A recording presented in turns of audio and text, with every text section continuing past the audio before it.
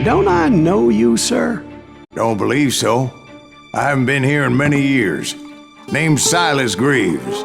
Silas Greaves? The bounty hunter? Used to be.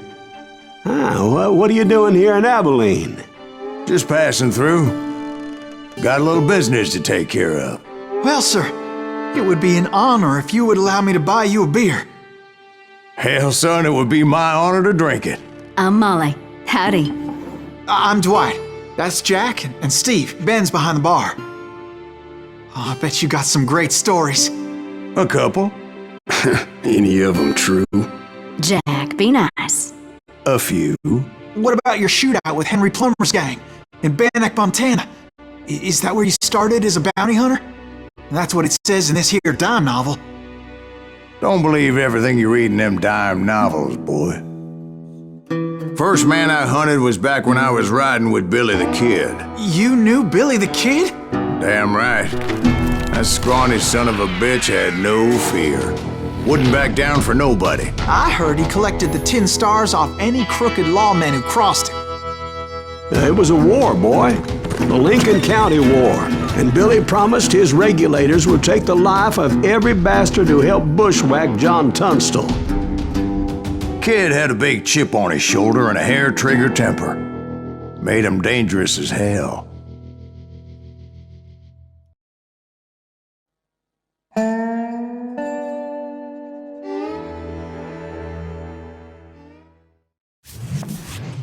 It was about 30 years ago. Billy was hiding out in an abandoned farm near Stinking Springs. I threw in with the kid because the man I had sworn vengeance on was riding with Billy's enemies. But before I tell you why I want that sumbitch dead, let me tell you what happened that day. I was heading back to the hideout when suddenly I had this funny feeling. Funny, haha? No, Steve. The other kind of funny.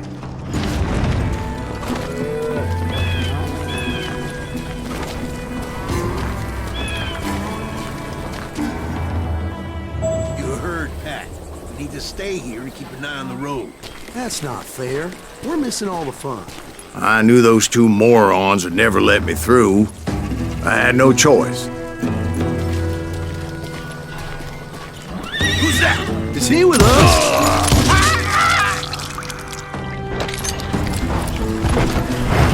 Was it Pat Garrett's posse? Oh yeah. I heard the shots and I knew I had to move fast. Fire it well. Spread out, goddamn. Garrett and his army of deputies had surrounded the entire homestead. I decided to help Billy and the boys out of it. So that's just what I did. You have one behind you. Stay on it. Cover fire.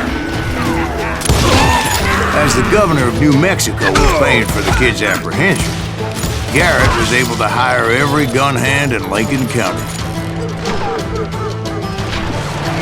Where'd he come from?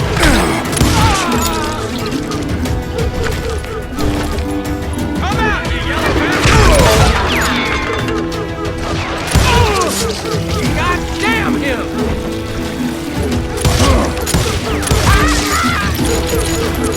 I'll put you down!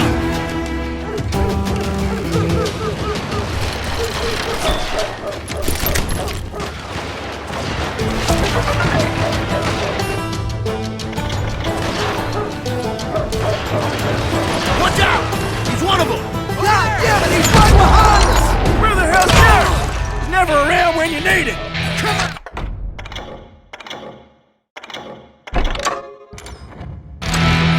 These son of bitches run! Garrett's men were running around like a bunch of chickens with their heads cut off. Still, one of them reached the water tower. Not a bad idea. It would be a turkey shoot from up there. Where'd he come from?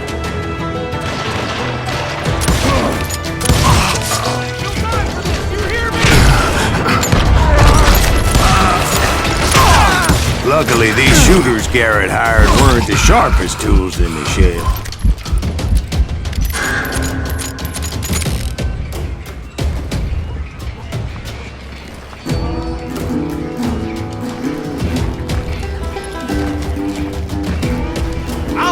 lot of them were saddle tramps or sod busters or drunken drifters looking to make a few bucks.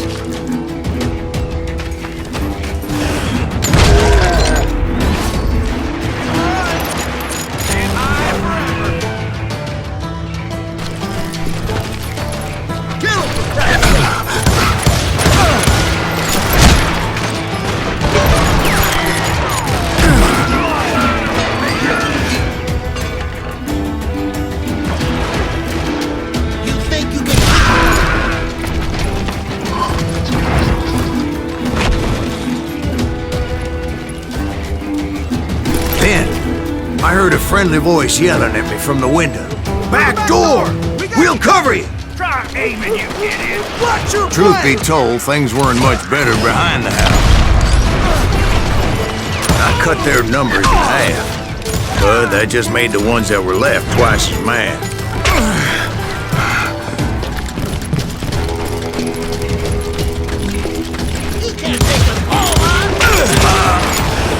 They made up for their lack of skill with a seemingly endless supply of ammo. It was a bit of a slog, but I finally fought my way around the back of the house. And like that, I was inside, none the worse for wear. I passed Dirty Dave, Deader than a rat in a and upstairs I found Billy and Charlie Beaudry. How about that? Huh? You like that?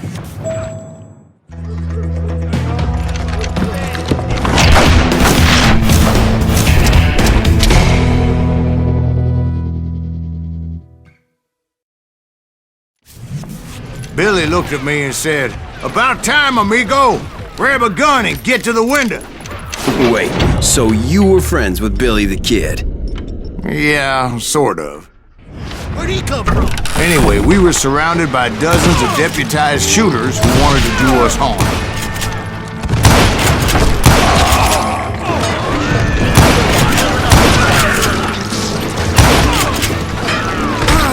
Keep this up all day. I'm telling you, Garrett's men were dropping like flies, but they just kept on coming.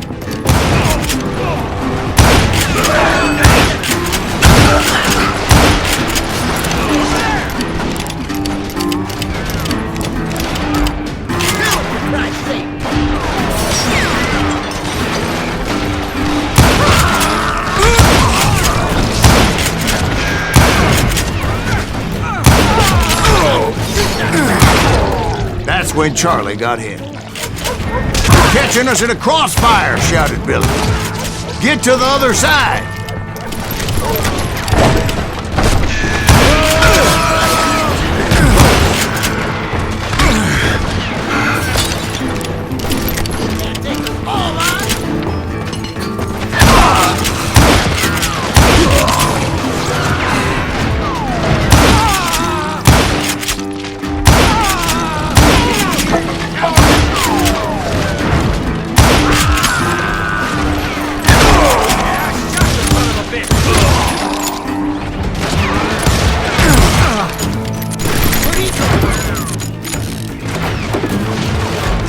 I don't know how many of those cocksuckers I personally put down, but it was pretty clear, even to Billy, that maybe discretion was the better part of valor. What's that mean? It means that it was time to cut and run. "They got a Gatling!" Billy shouted. "Get the horses and bring them round back. I'll draw their attention." He directed that order at me, and I thought, what the hell do I have to do? Gonna make a run for it. Those poor sons of bitches are Many done would have for. fled in my place. But I had that false sense of invincibility that many young men have. Like Jack. What are you saying, old man? Jack, he's just joshing with you. Yeah, he better be. Mr. Greaves, please continue. Please, call me Silas, ma'am. Now, where was I? You were heading for the barn.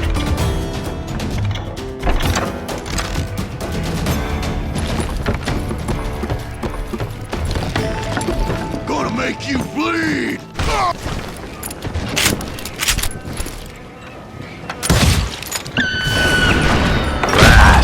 Making making my way past a passel of fallen foes.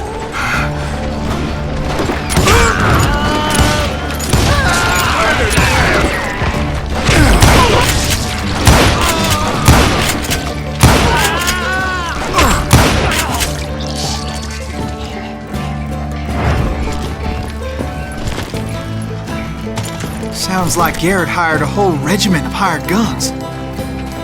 Yeah, and just when I thought I was done with them, more of these hapless bastards would pop up.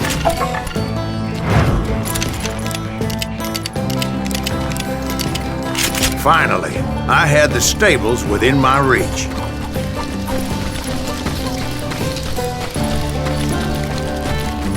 And that's when I met Sheriff Pat Garrett. I read that you went toe-to-toe with him, sir. That backstabbing bastard with that tacked-on tin star.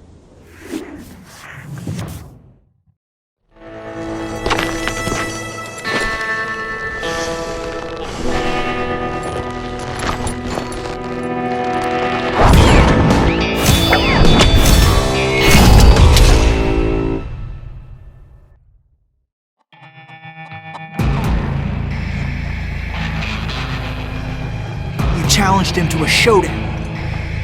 You read that in a dime novel? It said he showed no fear as he took your measure with eyes like a rattlesnake.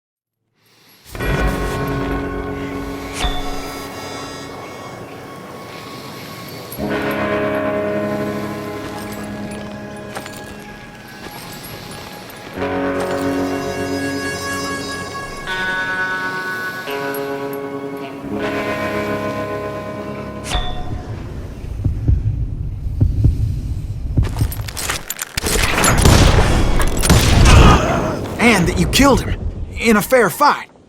Is that what that penny dreadful said? No, boy, that ain't what I meant when I said I met Pat Garrett. So let me start again. I finally reached those damn stables.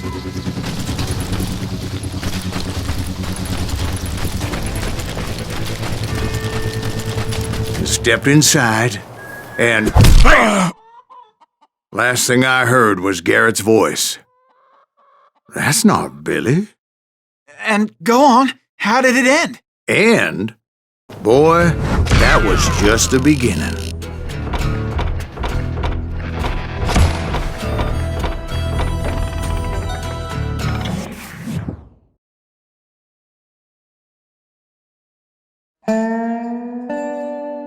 So what happened? Did Garrett arrest you? Yeah, after I came to, the bastard had clocked me with his Colt.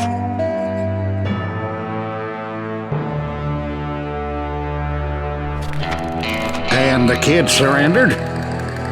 When he realized there was no getting out of there alive. So they locked you up in Lincoln? Indeed they did. Sentenced me to hang right along with the kid.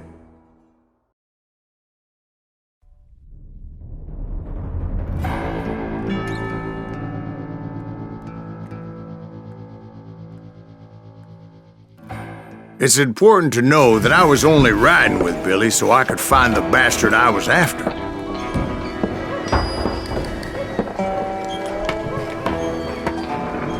He was with John Kinney's gang, and they were sworn enemies of Billy's regulators.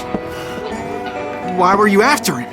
I owed that son of a bitch a bullet for what he had done to me and mine. Instead, all I got for myself was a goddamn death sentence. Luckily, it was right around then that I heard Billy make his move. He shot Jim Bell and a few other guards as he made his getaway. Later, they wrote that some lady friend planted a pistol for him in the privy. What the papers didn't say is that Billy helped me escape too.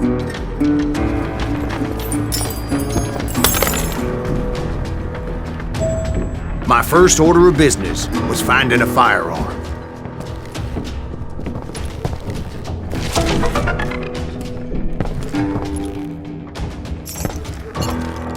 Luckily, I located Deputy Bob Ollinger's mean-ass shotgun.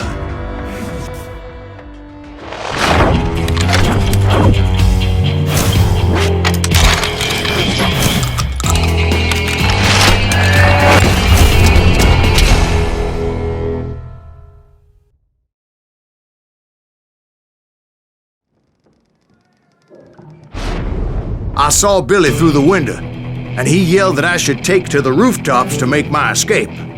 So I did. Anybody see Billy? Hell yeah. That scatter gun was like a double-barreled howitzer. It could blow a man clear off his feet. You hardly had to aim the damn thing. Guards were everywhere looking for him. Can't let this kid get away. I had to jump from roof to roof like a damn alley cat. I followed the planks where I could, but some of that wood was slippery as hell.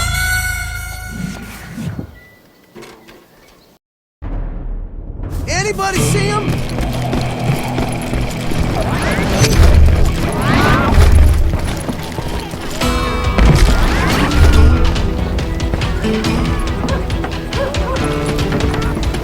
The whole town was up in arms. And suddenly, I was a fugitive. How the hell did you... Oh!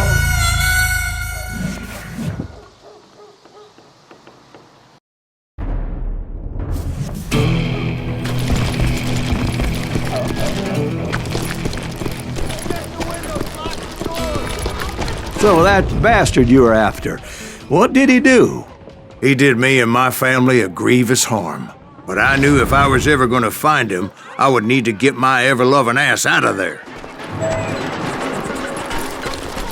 I tried to be stealthy and sneak my way past.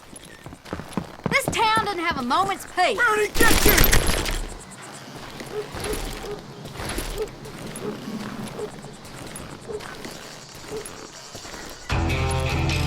You! But hell if they weren't all waiting for me. Apparently, some of them thought I was Billy.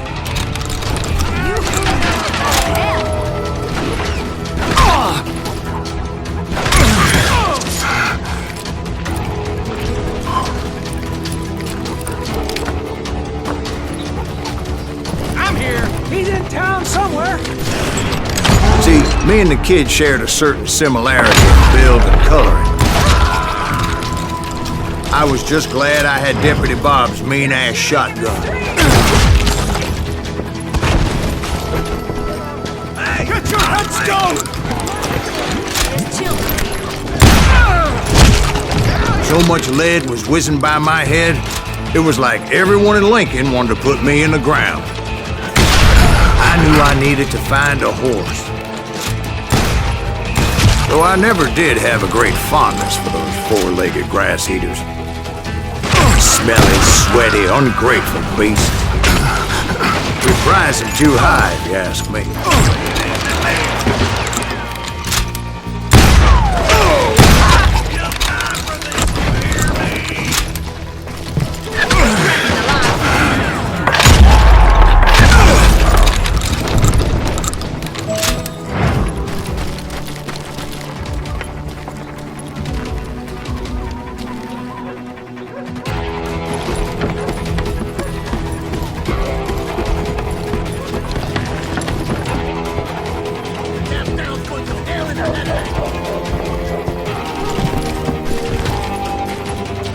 But where was the kid while you were busy getting shot at? Gone. And that's when it occurred to me why Billy set me free.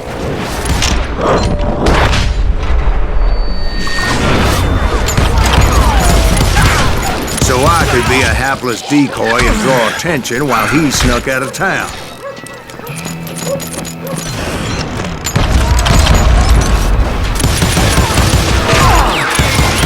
I knew if I made it out of there in one piece, no one would put a price on my head. Because everybody in Lincoln would be dead? No, because they all thought I was Billy, and all that blame would fall on him. Meanwhile, Deputy Bob Ollinger was organizing a posse to put me down. He was already a mean son of a bitch, but he was doubly pissed that I stole his mean-ass shotgun. Get the women off the street! On yourselves! Oh, you are...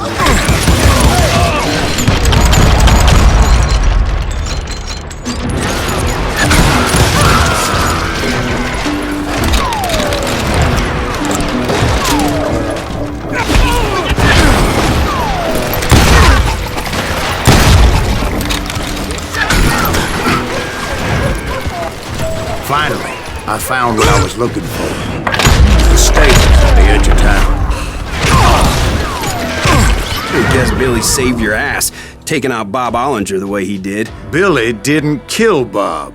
Sure he did. He dispatched him right after he shot Deputy Bell. No, sir. Because Bob came right up behind me, angry as hell that Billy had lit out. "Hello, Bob," I said. "I think you better let me go." And he says, "I don't think so, boy. Not with my shotgun." So we stood there in the middle of the street, eyeball to eyeball. He intended to kill me, and I knew I had no choice but to defend myself.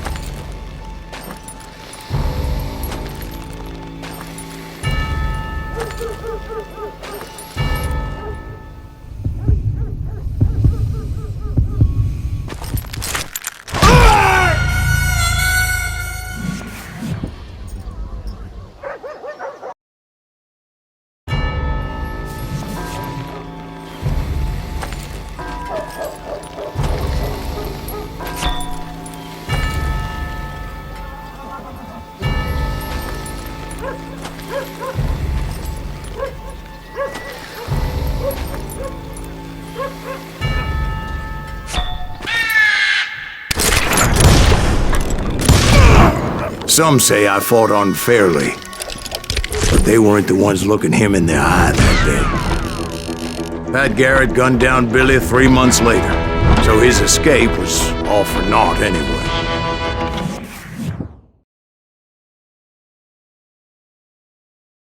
So where'd you go after Lincoln? Mexico. Until I realized nobody was looking for me. I ended up taking a job at the Rurales. The Mexican Rurales? I was hired to help them track down the cowboys. The most vicious outlaw gang in Cochise County? Curly Bill Brocious? Johnny Ringo? Led by old man Clanton himself. They must have paid you a pretty penny to take them hombres on. Not really. But truth be told, I had my own reasons for going after those boys.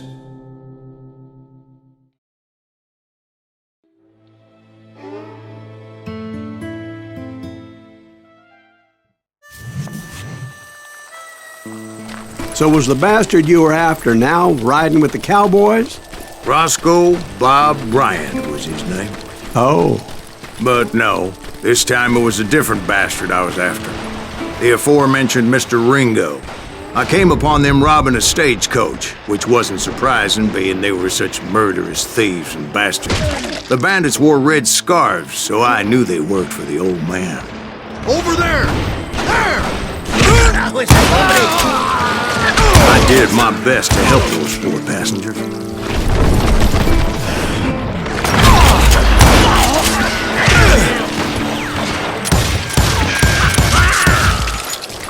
Moments later, the attackers were dead, and I checked the stagecoach to see how many passengers were still breathing. None. It was then I wondered if the rocks weren't hiding more bandits. Was that all of them? Or did I just hit the rear guard? I quickly got my answer. They attacked from on high like Apaches often did. They would appear in great numbers from above and rain down lead on their hapless enemies' heads, making use of the high ground and whatever else they had. Yep, the Apaches always appeared out of nowhere, and there never seemed to be an end to them. Hold on. Were you attacked by Apaches? What happened to the cowboys? Did I say they were Apaches? I said Clanton's cowboys attacked me Apache style. I was in a pitched battle, but I was holding my own against an overwhelming enemy force.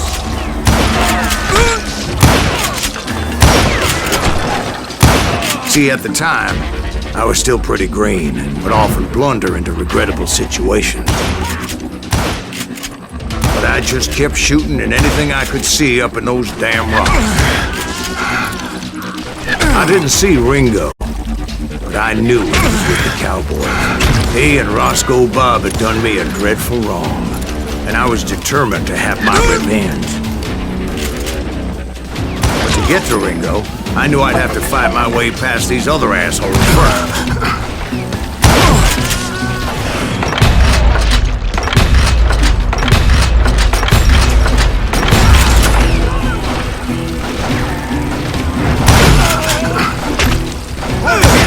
Unfortunately, I was running out of ammo.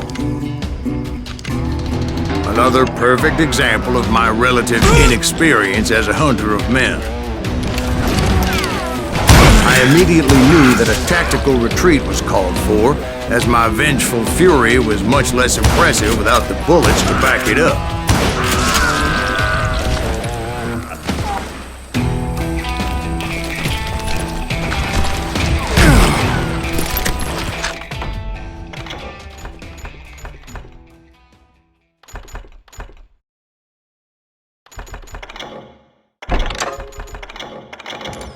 Finally, they managed to corner me.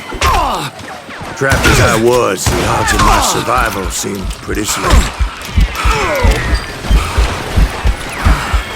Luckily, serendipity was on my side as I suddenly spotted a way out of my predicament.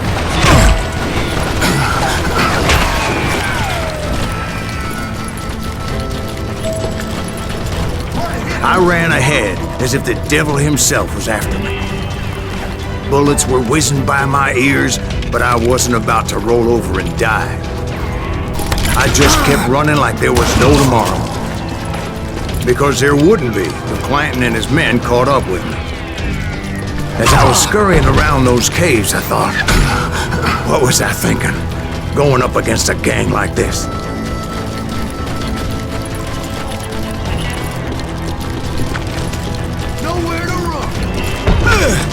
I just kept running, not knowing where the hell I was going.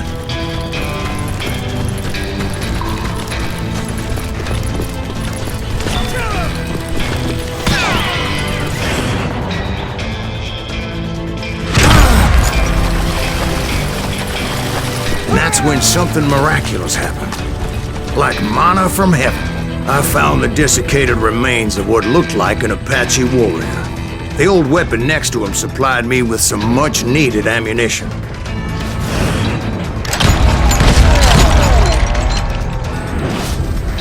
Bat Masterson once told me it was more important to be lucky than good, and he would know.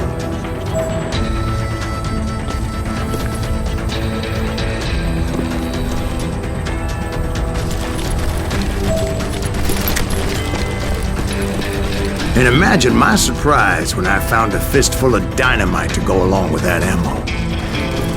That stroke of good fortune evened the odds and bolstered my confidence. It was time to turn the tables. Time for the prey to become the predator. Time for the hunted to become the hunter. Time. All right, Jesus, we get it. They were right where you wanted them. That's right, Jack. I was done running, and the old man's boys were not expecting that. No, sir. I came at them like a wildcat. My fury knew no bounds. It was finally time for that old man to pay for his sins.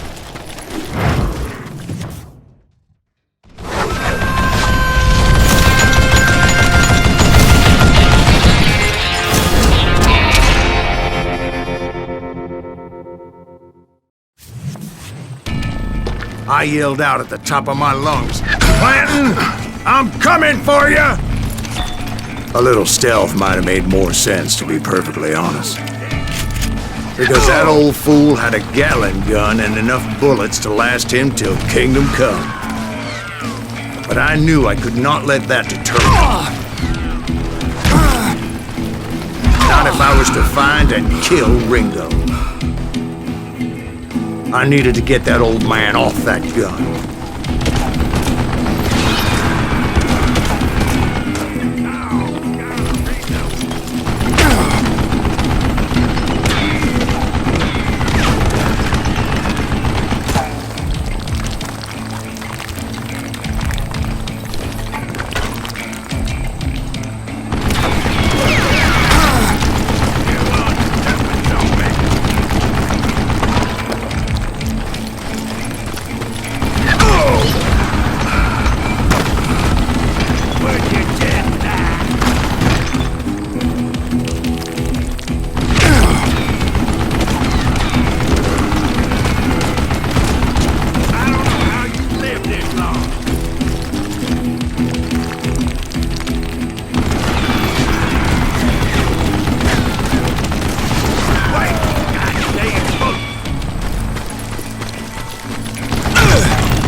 Most everyone thought it was the Ruales who had come up against him in Guadalupe Canyon, but it was just me.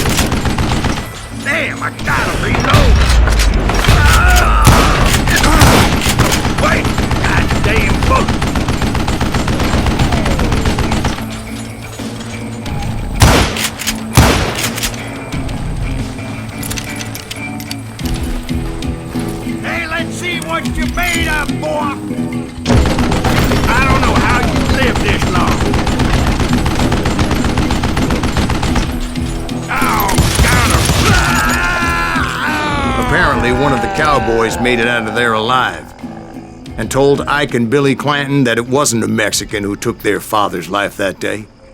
They just assumed it was one of the Earps, and that little misunderstanding eventually led to that legendary gunfight at the OK Corral.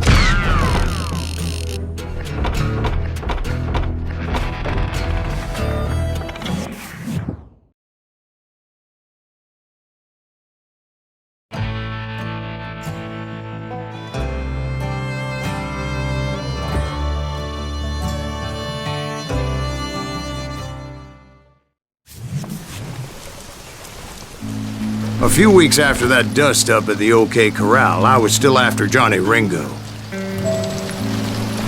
I had tracked him and the cowboys to their hideout at a sawmill, and they were loaded for bear. Somebody's coming!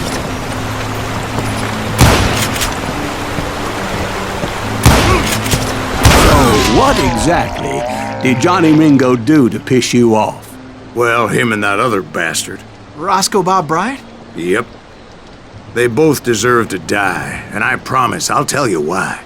But first I need to tell you about the Cowboys' new boss, Curly Bill Brocious. Earth's coming! Get ready, boys.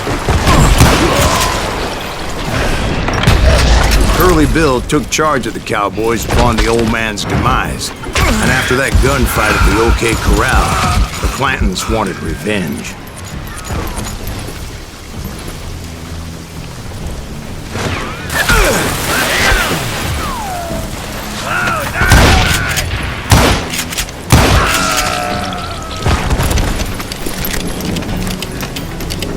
Hey, got something for you!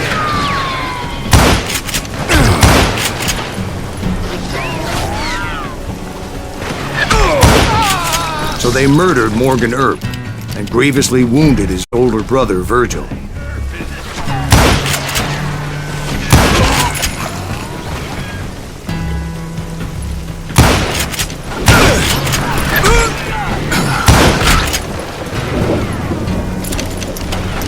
that one of Wyatt's boys?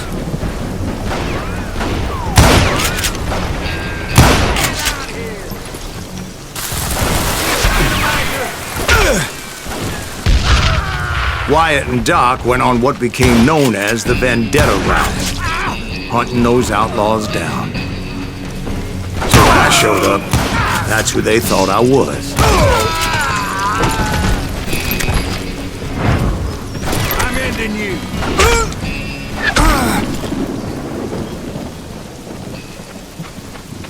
Show yourself. Whoa!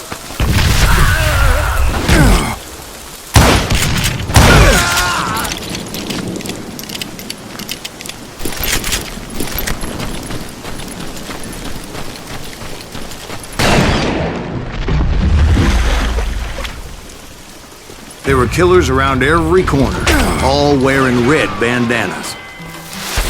That's how the Cowboys identified each other, and I was beginning to wish I had one myself.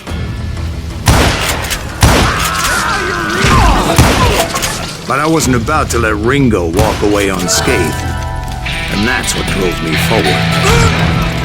They say that Ringo was infernally fast. I hardly saw anyone faster, boy. Certainly not Wyatt Earp. That man was all hat and no cap.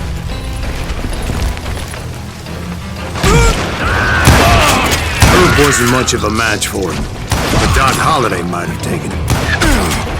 That lunger should have kept his nose out of it. They never charged anyone for the murder of Morgan Earp. But everybody knew that Curly shot him in the back. That was common knowledge. Yeah, maybe so. But Ringo had nothing to do with it. He was just being loyal to a friend.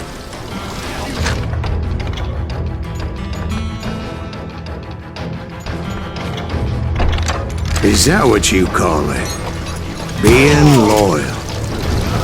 But to get to that loyal friend, I had to pass by some buzzsaws as big as a man. Excuse me, sir. I have a question. What's that, Dwight? After old man Clanton died, why didn't his son take over the Cowboys? Because Ike Clanton was dumber than a box of rocks and a yellow belly to boot.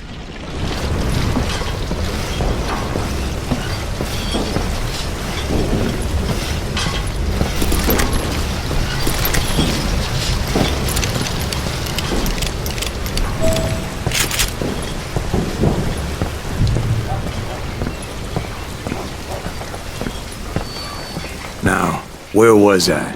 Taking down the entire cowboy gang single-handed. Indeed I was, Jack.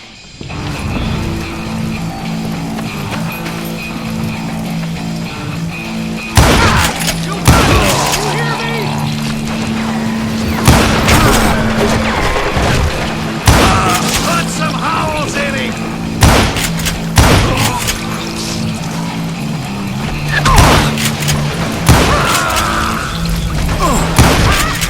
So it wasn't easy, as those boys had good cover.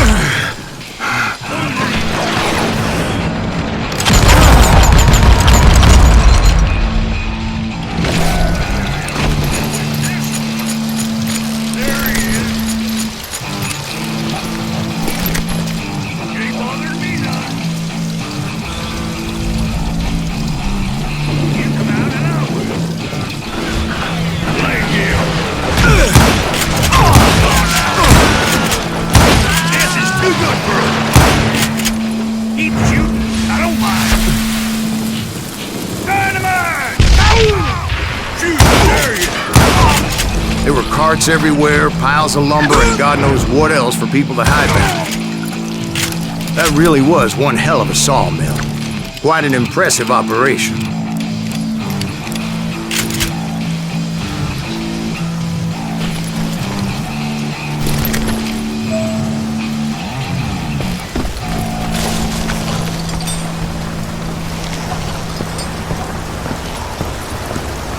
And where was Curly Bill? Did you see him? I'm about to get to that, Ben. Patience. I'm painting a picture here. There was this beautiful waterfall and a crystal clear stream that led to a verdant valley that was truly... Consider your picture painted. What happened next? Well, finally the bastards that were still alive made a last stand.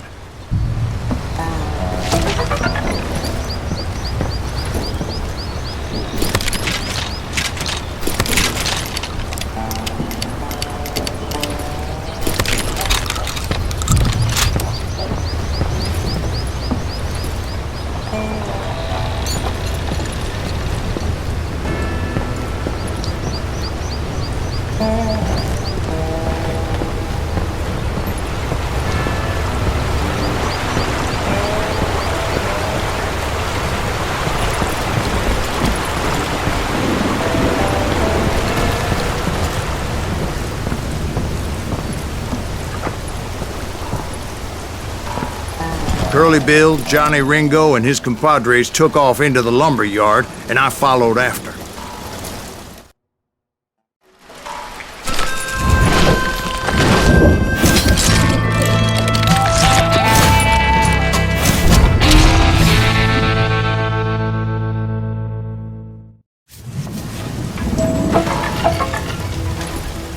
Are you saying they ran? Cowardice was not in Ringo nor Curly Bill's nature. No, sir. I never said they were running scared. They just wanted me out in the open. Time to dance with the devil!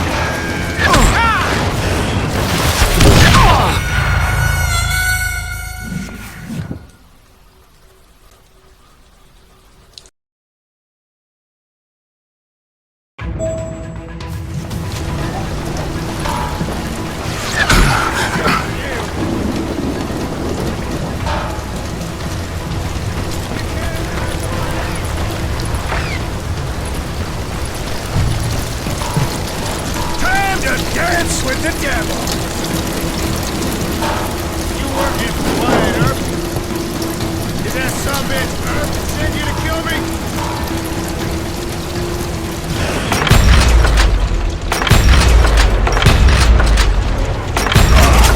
You working for Wyatt Earp? Shit!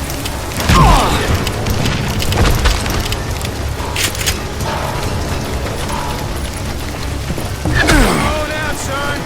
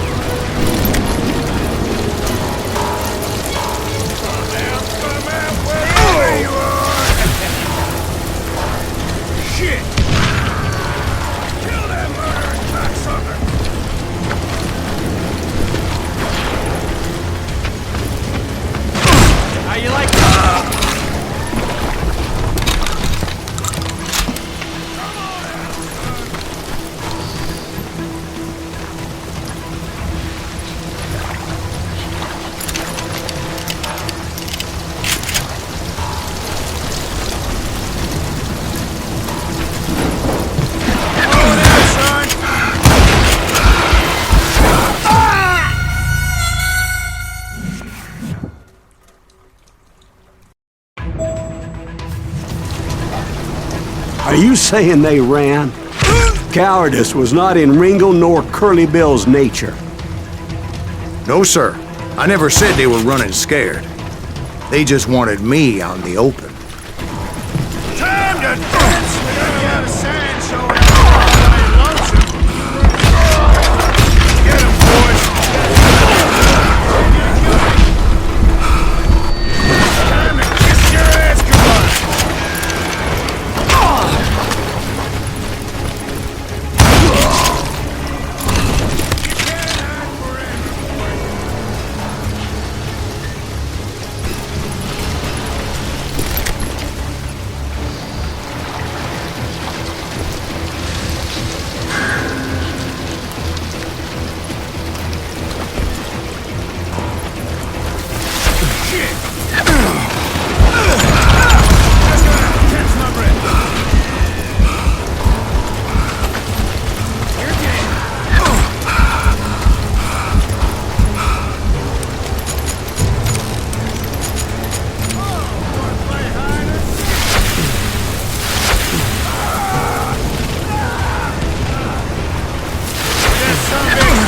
Send you to kill me?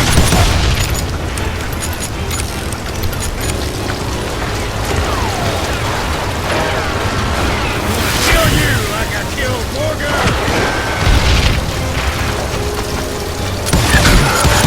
Come on out, son.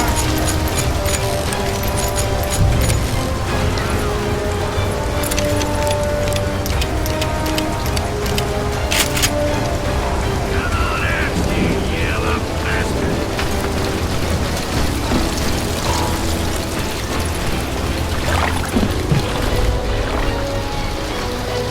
Hiding like a scared little puppy.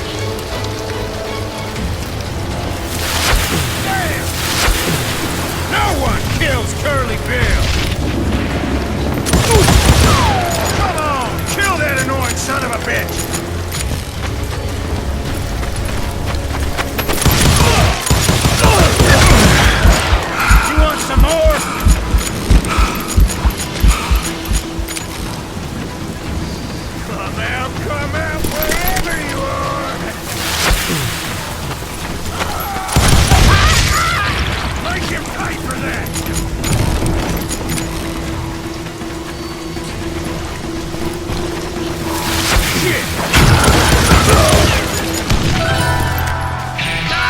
officials gave me no choice but to take his life. But Ringo was nowhere to be found.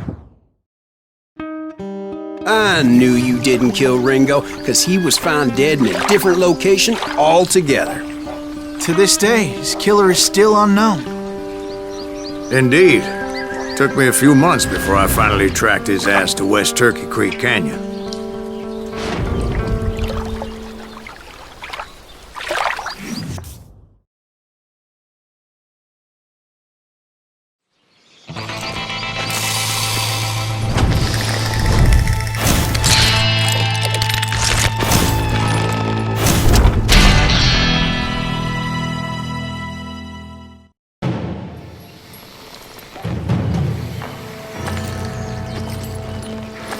That's incredible, sir. I always thought that Doc Holliday was the one that killed him.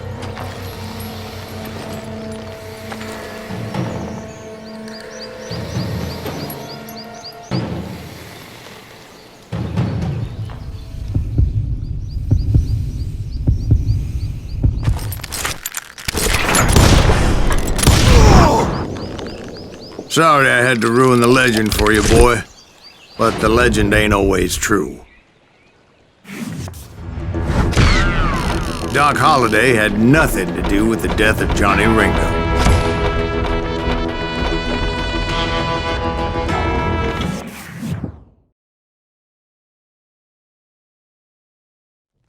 I was paid a healthy bounty for Ringo and Curly Bill, and realized there was real money to be made. That's why I went after Henry Plummer.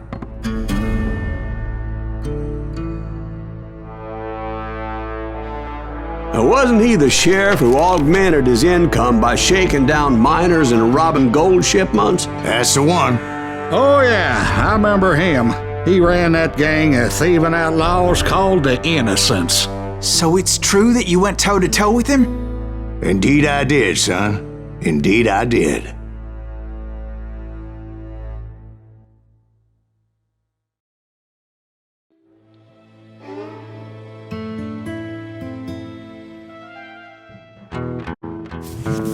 I knew I needed resources if I was going to track down Roscoe Bob Bryant, and hunting Plummer looked like a good way to get rich quick. As the local vigilantes exposed him as the leader of the bandits, and put a generous price on his head. Plummer rallied his gang to plunder one last gold mine before making their escape, and that's where I thought I'd find him. It makes me nervous standing so close to all these goddamn barrels of gunpowder. Why would you be nervous? No one has the cojones to come after us. As long as you don't light up a cigar, we're fine.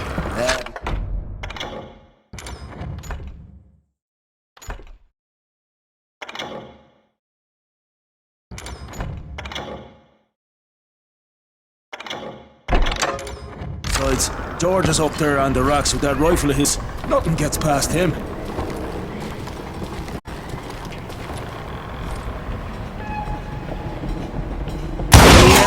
As my late father pointed out to me more than once, God made men, but Samuel Colt made them equal. For you!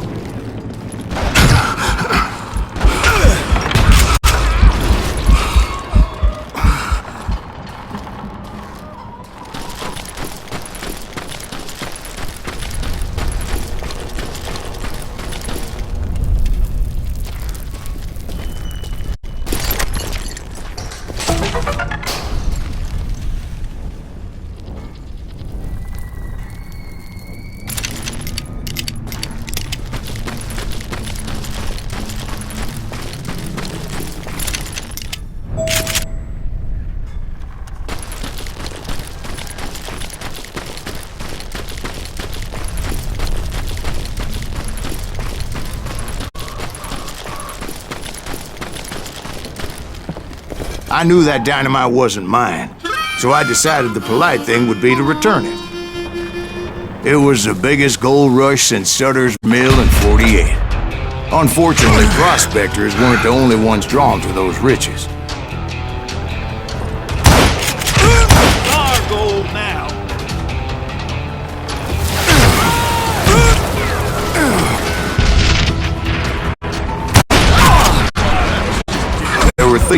killers, robbing travelers and hijacking gold ships. Like those that ran with Plummer. Some were just regular folks I knew from town, drawn by greed and easy pickings. Charlie Crow, the blacksmith.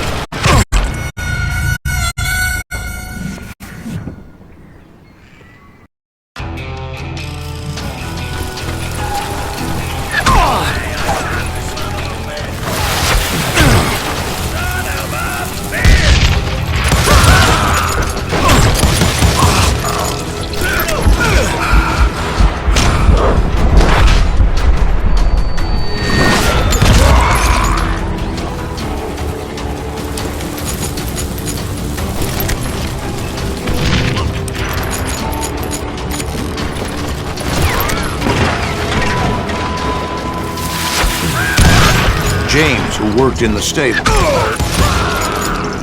Of course, the rest were veterans of the Civil War. Stone-cold killers trained on the bloody fields of Shiloh and Antietam.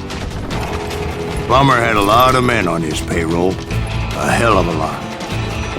That son of a bitch pretended to protect the public with one hand while stealing them blind with the other. He set up a defensive perimeter which I had no idea how to breach. Dangerous, desperate individual. I was outnumbered and in way over my head, but I was too damn stubborn and stupid to realize it. I thought I was some kind of hero.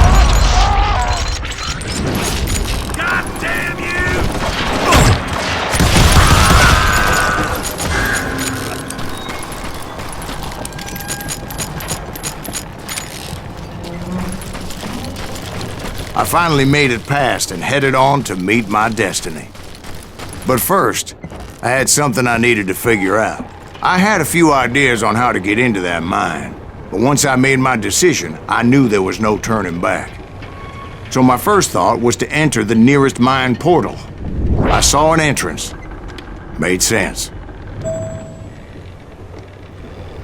It was the quickest way in, but that also made it more dangerous, as there would undoubtedly be enemy pickets posted along the way.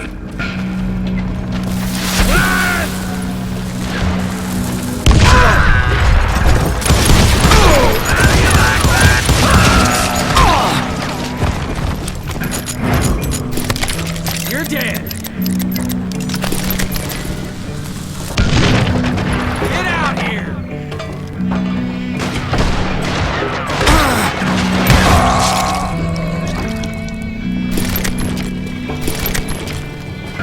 Besides, once you enter a mine like that, it's easy to get all turned around. And that confusing maze of corridors wouldn't even be the worst of it. Some of those shafts could be as deep as hell.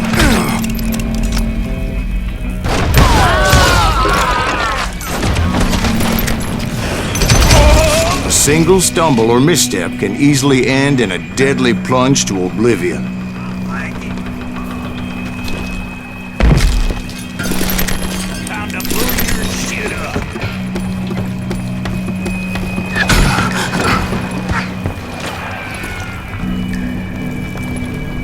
You ain't beefing me.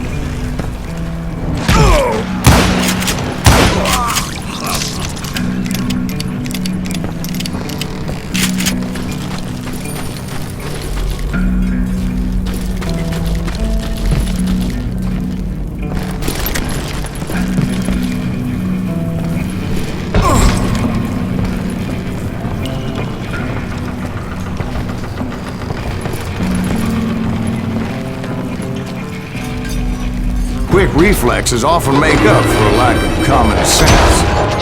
Luckily, I was never one to be easily bushwhacked.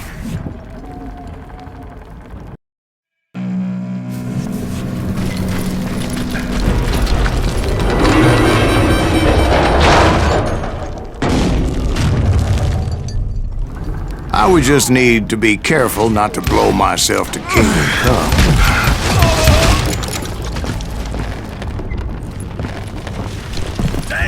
With all that gunpowder and dynamite everywhere, a body has to know what he's shooting at.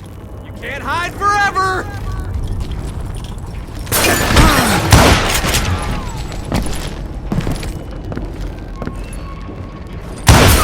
Damn ears are ringing.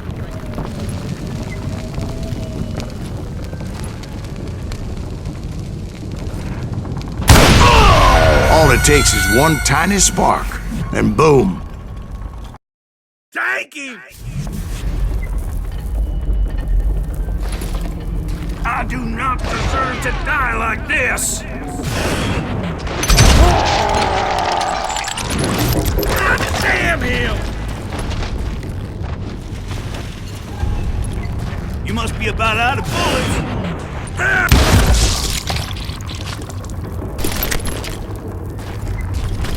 One wrong bullet could have turned that mine into a dad-blasted tube.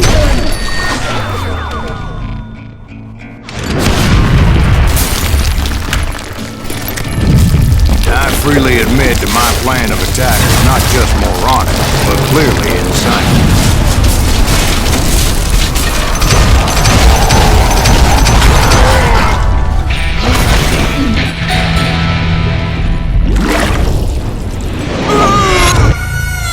It's a good thing that I abandoned that ridiculous plan before I even tried it.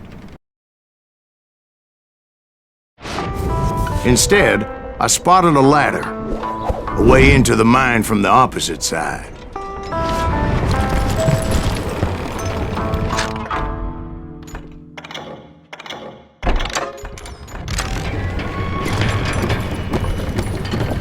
It was a long way around, but that approach seemed more sensible at the time. Of course, being I had a problem with heights, that scaffolding scared the bejesus out of me.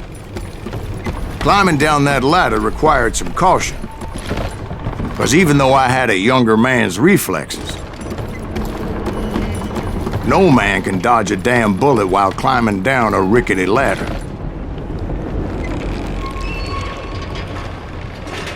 I needed to make a leap of faith, which ain't easy when you're suspended between heaven and hell. I was determined not to give up, however. As Sheriff Plummer seemed quite the despicable character. When the vigilantes discovered what the sheriff was up to, people were outraged. That 10,000 they put on his head would go a long way to helping me find old Bob. And I had made it my mission to settle that score come hell or high water. Had enough? I will fight down a mine.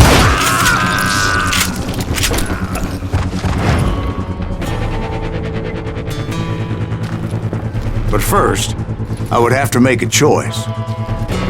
Take the elevator or climb the ladder.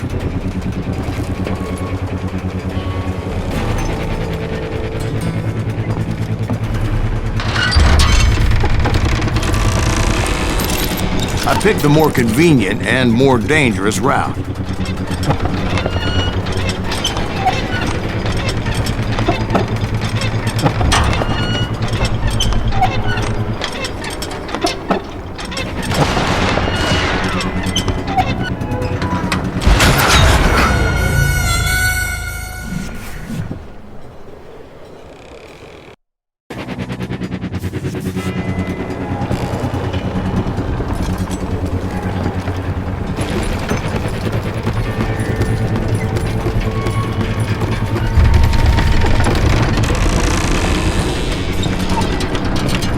I wanted to use the element of surprise. Plus, I figured I could use the exercise. I was warmed up already, so what the hell?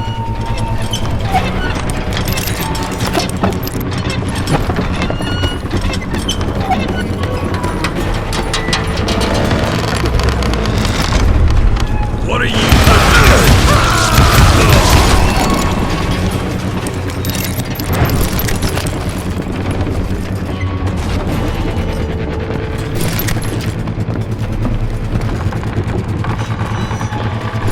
Plummer was a mad dog killer, and the people of Nevada City deserved better.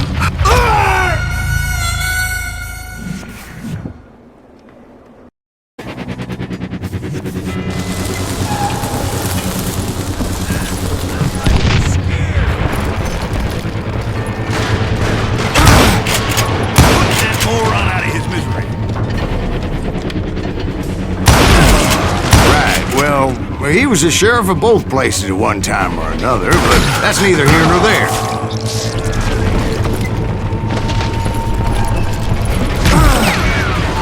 I want you down!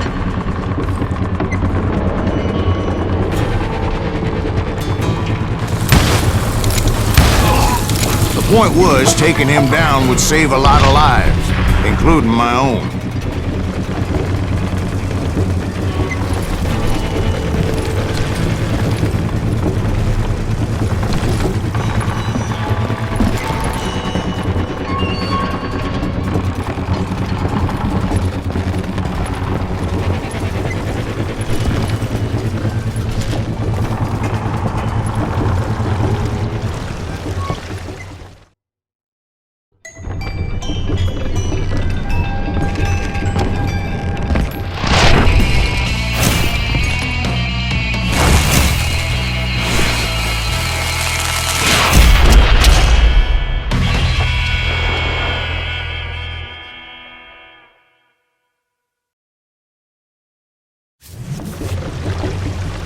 They're gonna bury you in a million pieces! It's just getting worse and worse for you, ain't it?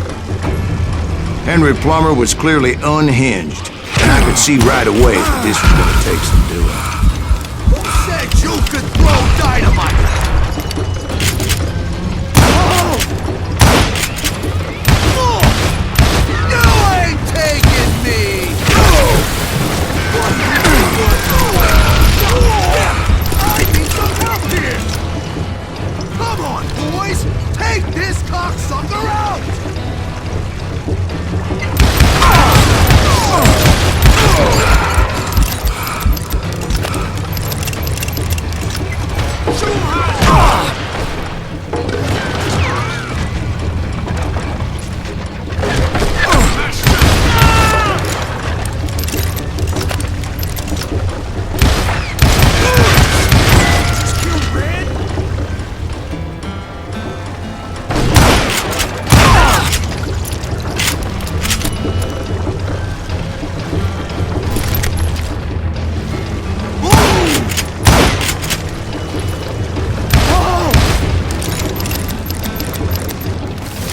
Run! Faster! I got a lot more dynamite than you! No blood money for you today!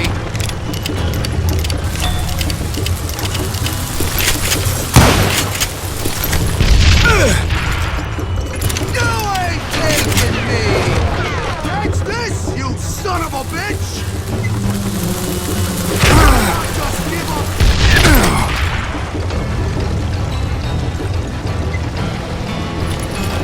You can shoot, but can you aim? They're gonna need a dustpan to pick you up! You want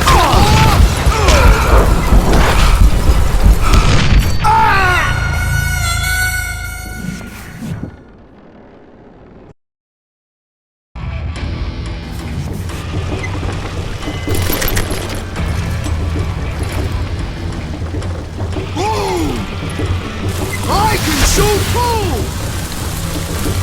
This cocksucker is smarter than he looks! Felt that one, did it?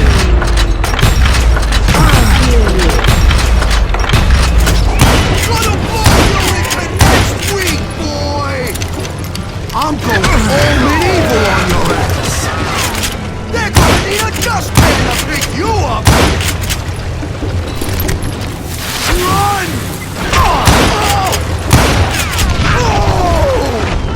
So that's how Henry Plummer died. Him and his crew were worth their weight in gold.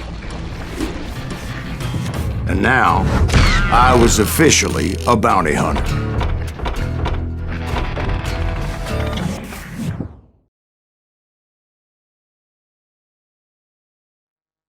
So, did you finally go after that Bob feller?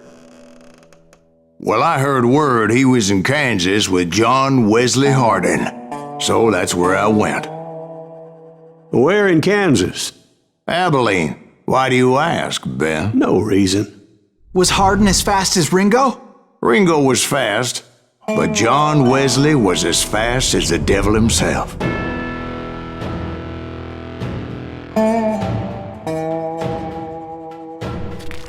Hell, he killed his first man at 15. From that day forward, he had a price on his head and wouldn't back down for nobody, not even Wild Bill Hickok himself.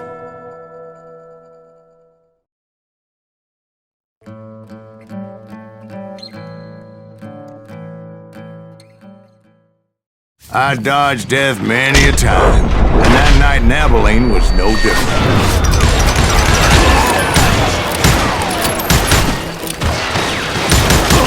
I was there with the intention of finding that bastard Bob and collecting the bounty on John Wesley.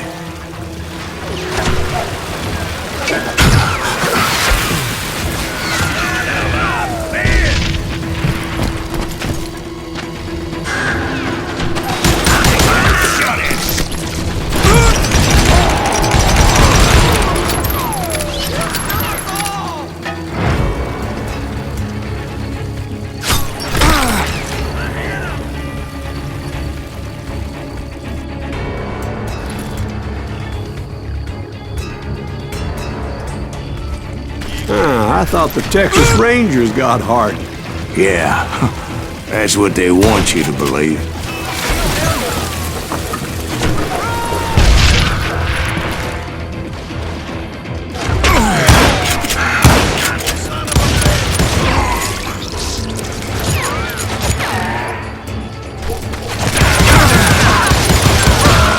It was cold in a witch's tit and a brass bra that night as I fought my way past his loyal compadres to the very same saloon we're sitting in today.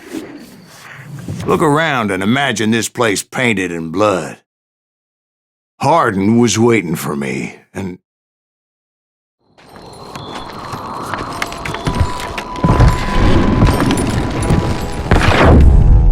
wait, I'm jumping the gun here. Let me back up and give you some background on this sumbitch. He deserves that much. Don't you think so, Ben? John Wesley Hardin was a killer. By the end, he confessed to taking the lives of 42 men. He was a bona fide folk hero by then, and had amassed a gang of armed miscreants and other assorted thugs. He and his men set up camp outside of town, and I was hoping Bob was among them. Shit, it's cold out here. Freezing my giblets off. Ain't right we gotta stay out here keeping watch like this. Ain't nobody stupid enough to go after Hardin anyway. Better 3 hours early than a minute too late. Shoot that son of a bitch! They didn't ask why I was there. They knew. I had to spill a lot of blood to find out Hardin wasn't in that camp. He was carousing in town with his closest friends. Hardin's boys apparently didn't want me to reach the Bull's Head. Some were hightailing it into town to inform their F.A. of my unwelcomed presence.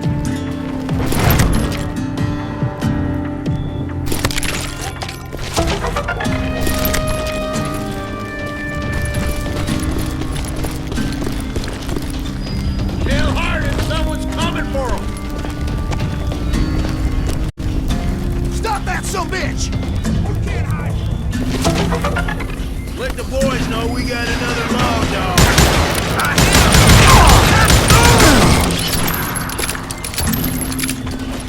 Can't believe you keep missing.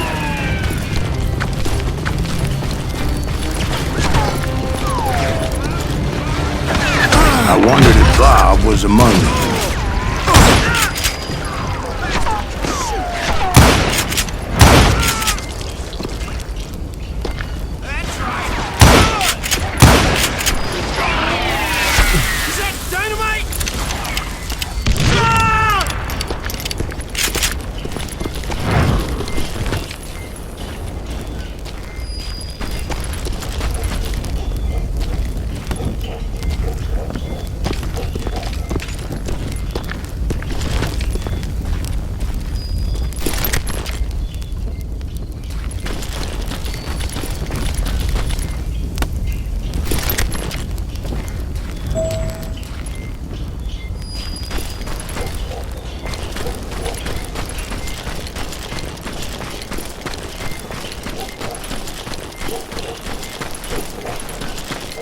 and I steeled myself for the fight ahead. For as good as I was, deep down I wondered if John Wesley wasn't just a little bit better.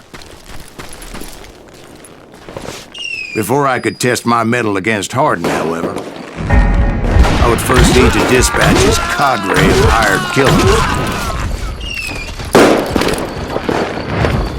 Most of these degenerates were beyond redemption, but John Wesley might have been a different story. I didn't learn until later that that night was in fact his birthday celebration.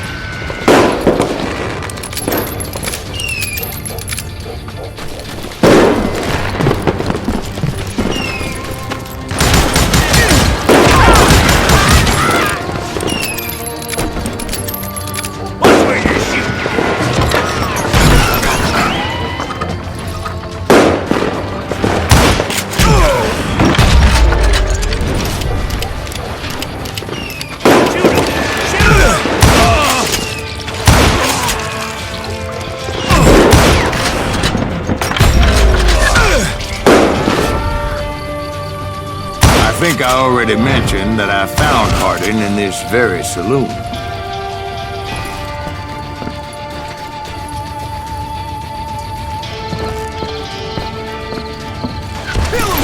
Suffice it to say, nobody there was happy to see me.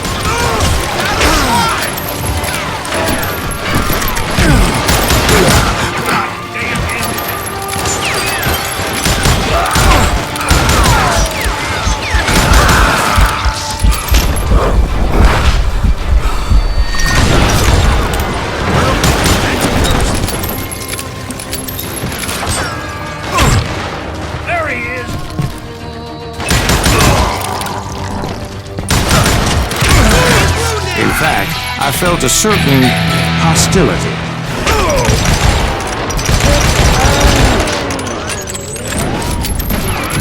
Sorry, son of a bitch! I was disappointed that neither Bob nor John Wesley were among the dead. But that was short-lived, as a moment later I was facing down the fastest gun in the West.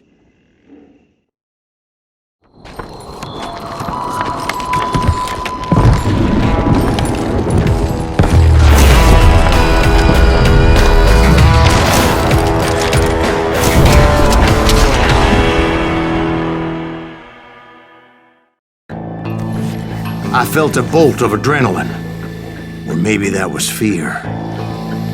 He was well known for his tricks, and I knew I'd need my own if I was ever to defeat him.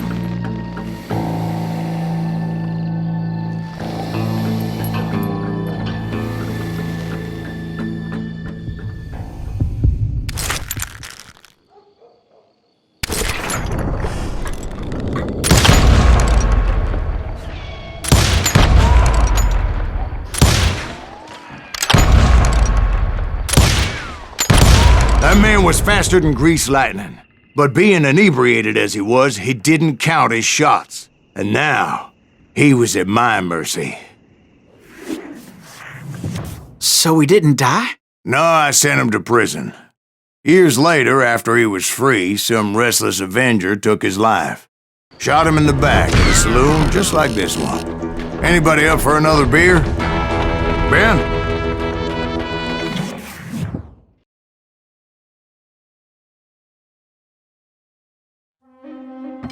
Thank you, darling. Yeah, some say revenge is a dish best served cold.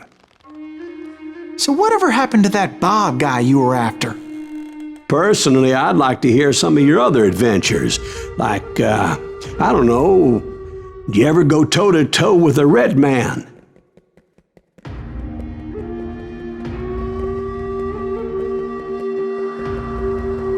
Yes, I did, Ben. I remember once I was after this renegade Apache, Grey Wolf. Strangely enough, revenge was also his primary motivation.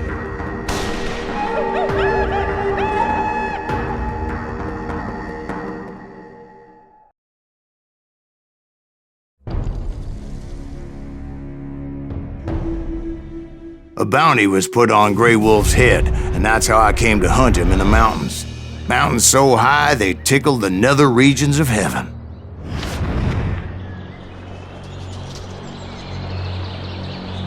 Grey Wolf was a Chiricahua Apache medicine man who had led a war party in revenge for a massacre against his people. The U.S. Army had attacked his tribe during his daughter's sacred sunrise ceremony, and the slaughter was unspeakable. I understood his anger, as there's nothing more traumatic than seeing those you love die in a cruel and painful death.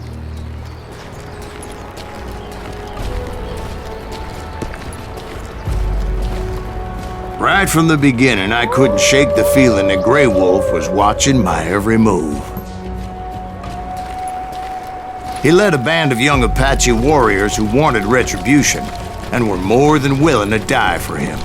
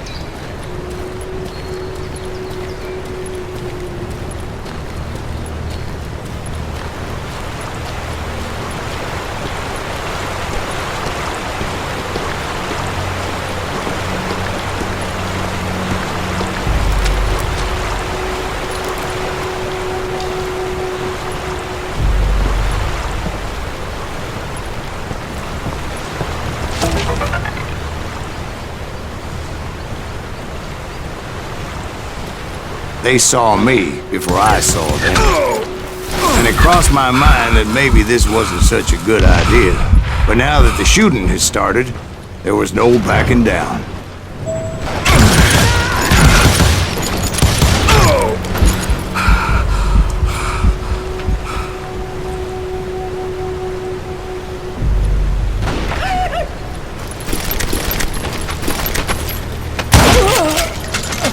It was rugged country, the winter home of the Chiricahuas, and that's why they had retreated there.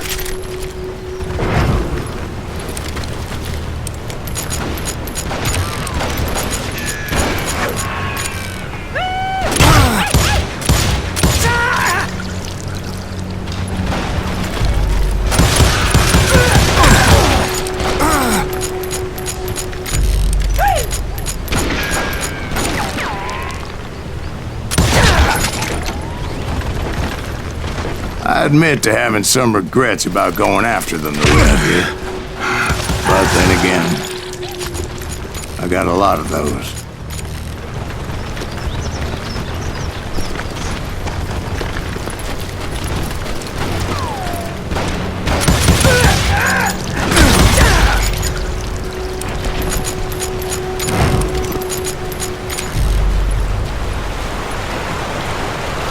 Did you find Grey Wolf? Not at that moment, but I did find the entrance to their hideout.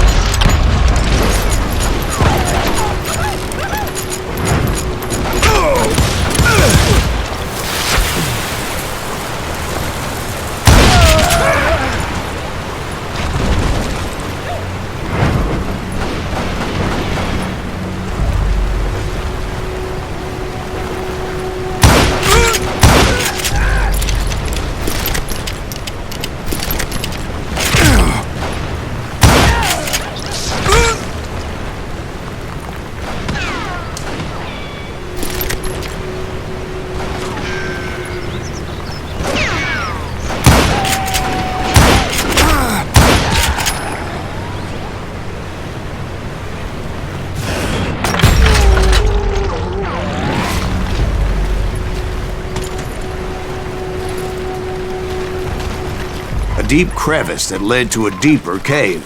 Don't tell me you went in there. Yeah, but it's not out of bravery so much as pure, angry cussedness.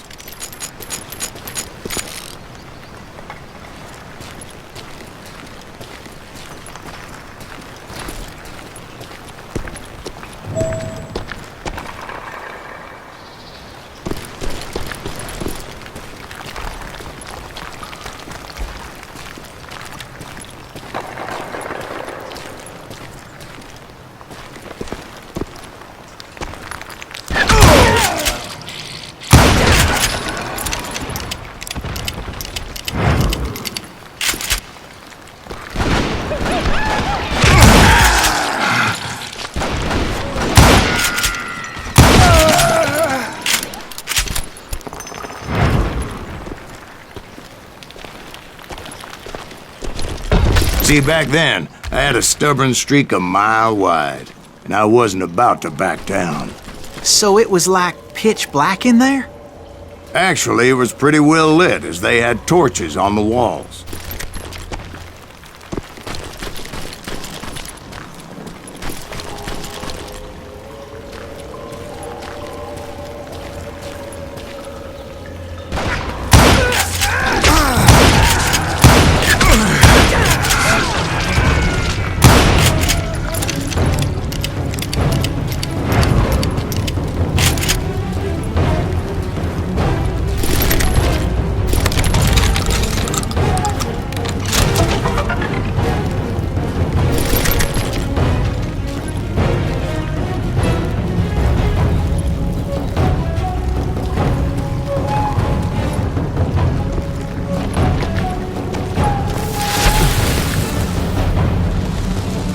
How big was his cave? Big as hell, Ben. Chiricahua had hid out there during the Indian Wars.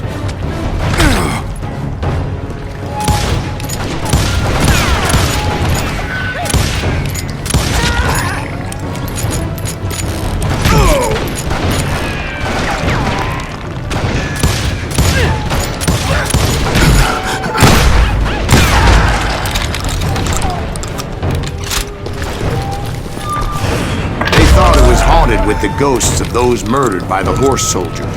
The cave was haunted with dead Indian ghosts? To be honest, I was more concerned with the live ones than the dead ones.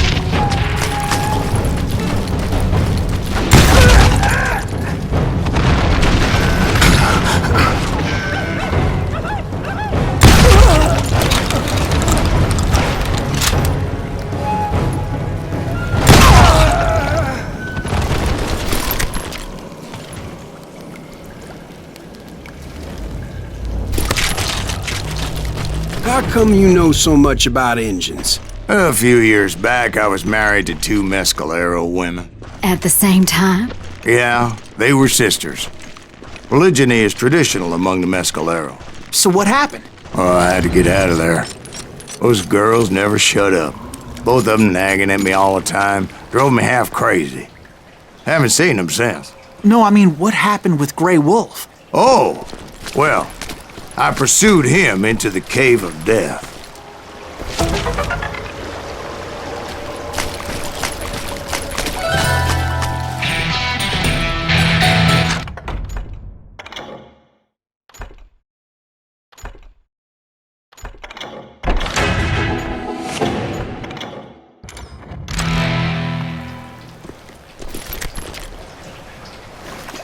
I came upon this flooded grotto, and that's when I saw him.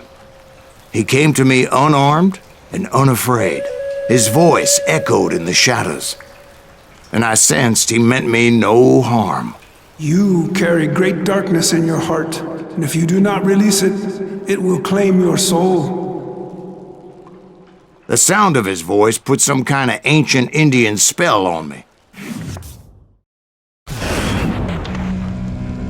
As his story unfolded in my mind. You will come to this place again and kill many more men, and the darkness will grow until it consumes everything that you are. The soul would have no rainbow if the eye had no tears. He said I was a great warrior, a coyote man, unequaled by any other pale-faced warrior, or something like that. The snakes will bite shadows of your past until a venom poisons your heart, and an echo of the song of the dead summons the spirits deep from within the mountains. I didn't quite get what he was saying, but there was definitely snakes. And indeed, his warriors surrounded me and attacked me like hungry wolverines. They couldn't stop me, though, and Grey Wolf wasn't in the mood for idle talk.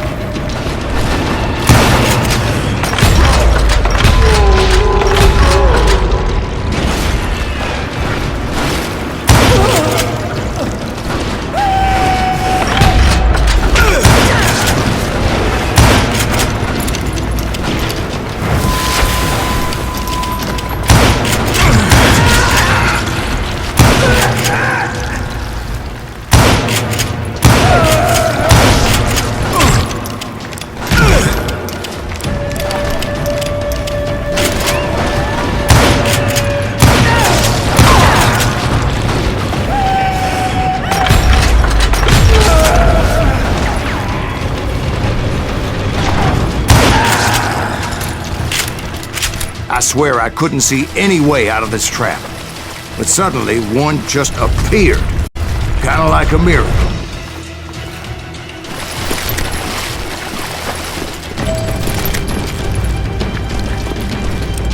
I felt like I would be lost in that damn cave forever.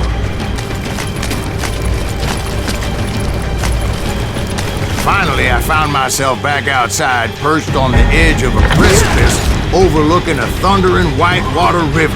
To get where I was going required several leaps of faith, but no way in hell I was turning back.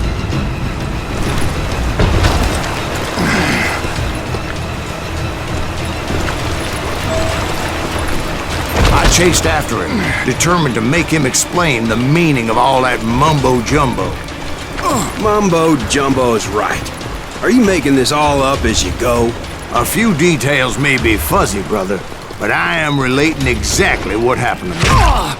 There were dozens of Apache warriors aiming at me from on high. Dozens? Well, maybe not dozens, but there was a lot of them. At least 3 or 4. Well, more than that, little lady.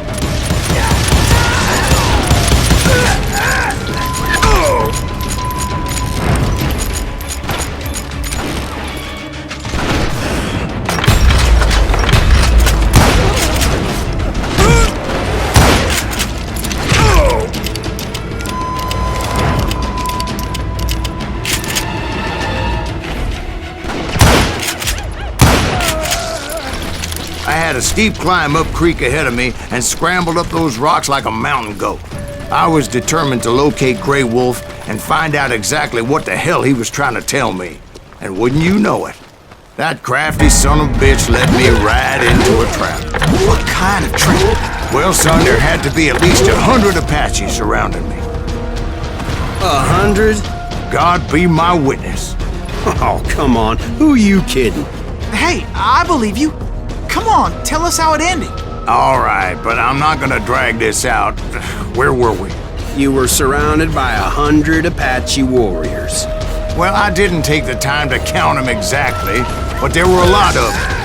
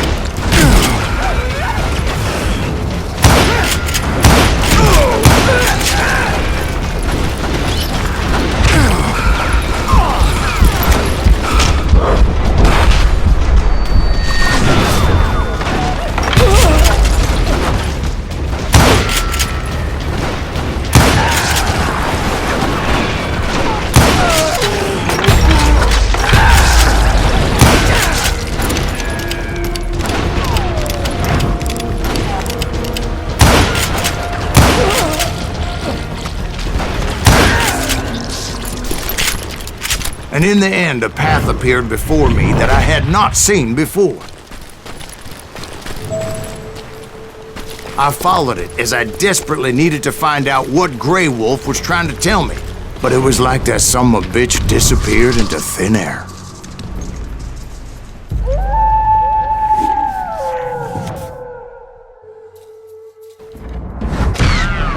Never did find him. And never did collect my goddamn bounty.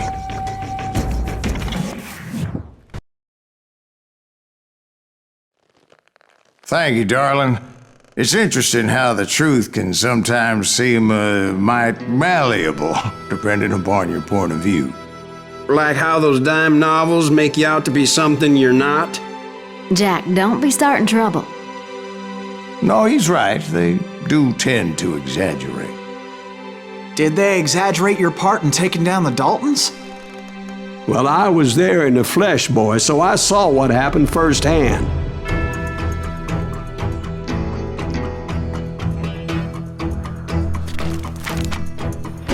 Those Daltons were lawmen once, before they all went bad, robbing banks and trains clear across the territory. Until Coffeeville, of course. I was one of the citizens who took up arms that day. Fighting on the side of the right?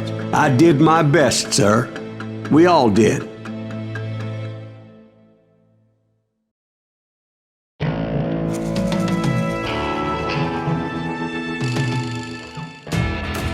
It was early morning. One of my friends was a local gunsmith, and he handed out firearms to anybody who'd take one. You see, the Daltons got it in their heads to rob 2 banks at the same time. 2 banks on the same damn street. Story was Bob Dalton's girl was always writing about how he had no ambition. Oh, you're nobody next to Jesse James, she'd say. Finally, the bastard took his brothers to Coffeeville just to shut her up. Right. It's always the woman's fault.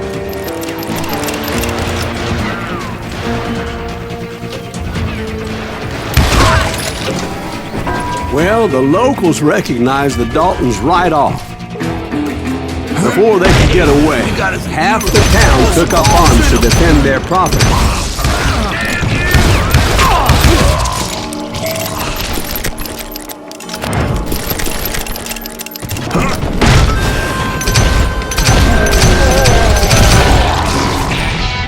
The brothers paid dearly for their stupidity, but everybody knows they had it coming. There's more to it than that.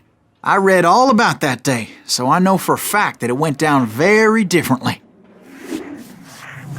First of all, it was high noon. A posse of U.S. deputy marshals were on the rooftop across the street. Get ready, boys. They're gonna make a move. The lawmen had been tracking the Daltons for months, and now they finally had them dead to rights. Among them was a bounty hunter feared by many a lawbreaker.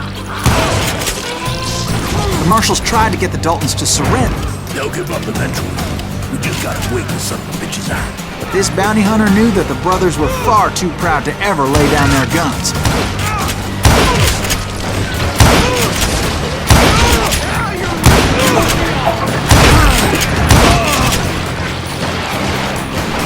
He went in there alone to confront those criminals.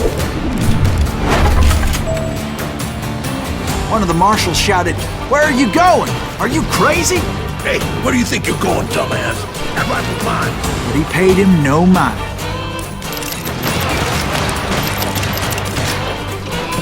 He saw a way to get around to the back of the bank. Then he figured out how to hit the Daltons from a direction they weren't expecting.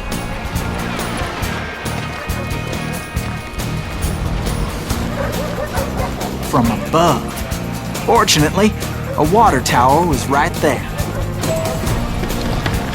A moment later, he was climbing up a steep ladder, laughing at danger as he did.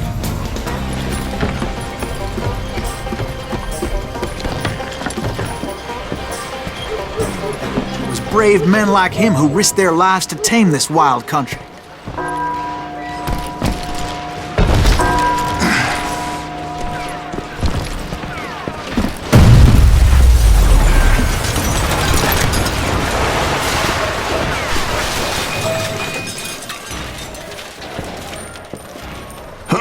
We've got company!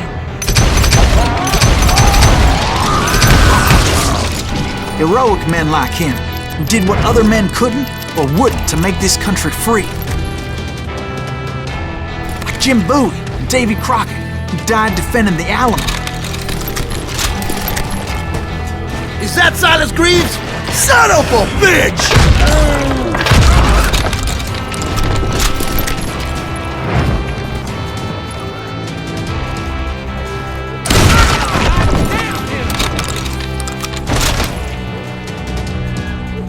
I'm gonna kill you dead!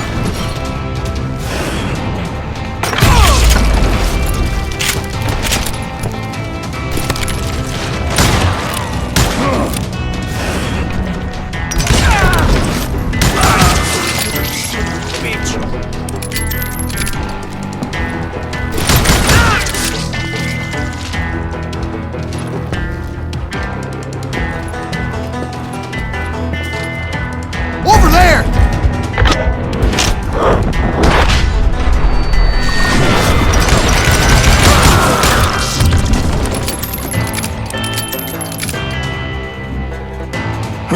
That's Silas Greaves!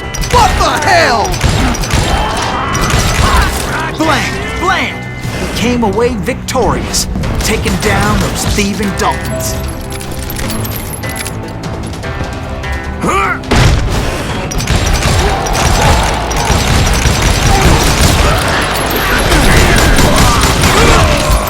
His name was Silas Greaves, and when the dust finally settled, he was the last man standing. Sorry, kid, but that just wasn't the way it happened.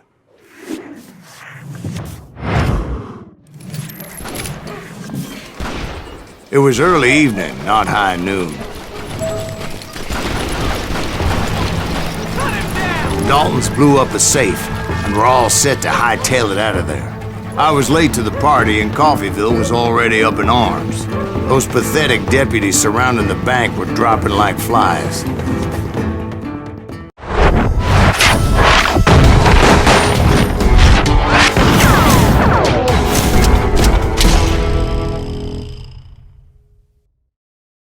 I had been tracking those jokers for months, waiting for them to do something reckless.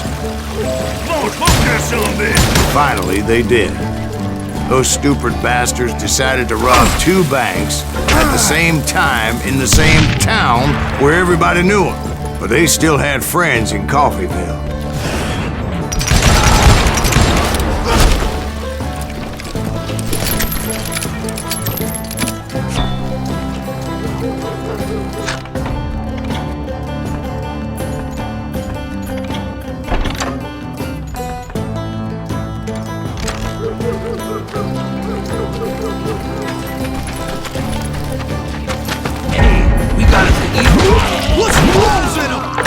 friends came after me like a pack of wild dogs, tooth and nail. They were coming at me from all directions. I caught sight of the Daltons running with the money and didn't want to lose them. Problem was, they knew the town better than I did. And to top it off, I found myself in the middle of another shootout entirely. Did the Daltons hole up in somebody's house? No, it was the Smiths, I believe. They were cousins of the Daltons. And they were shooting at the Browns, who were shooting at the Daltons. Which wasn't any surprise, because those two families have been feuding forever. And since the Joneses are related to the Browns, they shot at the Smiths, pissing off the Heimhoffers, whose daughter recently married a Smith.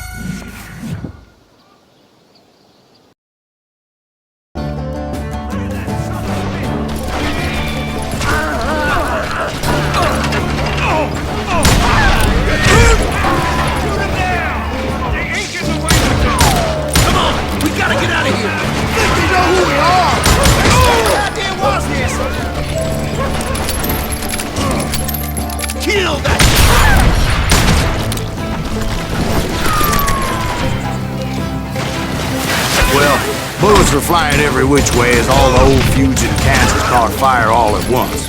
There was a hell of a lot of pissed off people in Coffeyville that day. But that's just the way life is sometimes. Shit happens.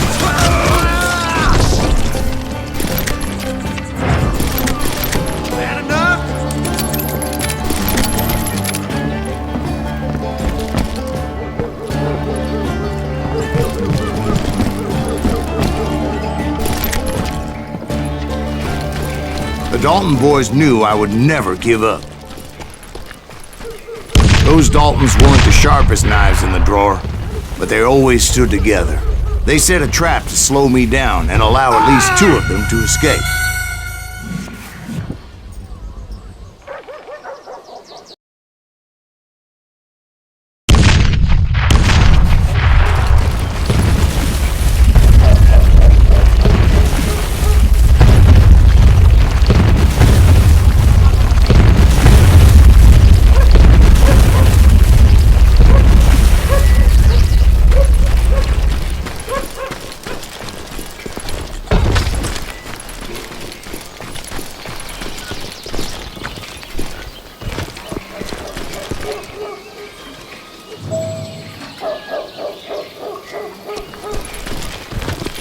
Was Emmett, the youngest, and he decided to stand his ground and face me down.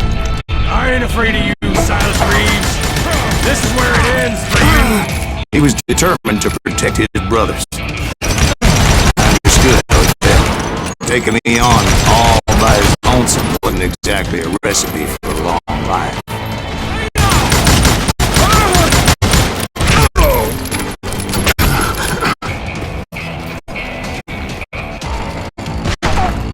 Tear you apart!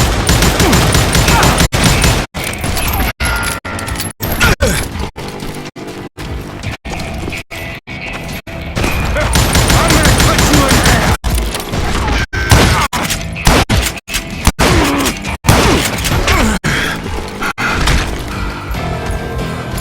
I'm gonna plant you where you stand!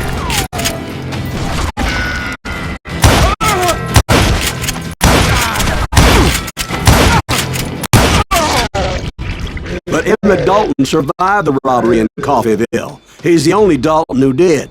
They say he was shot 23 times. Well, Dwight, who do you think put all those damn holes in him?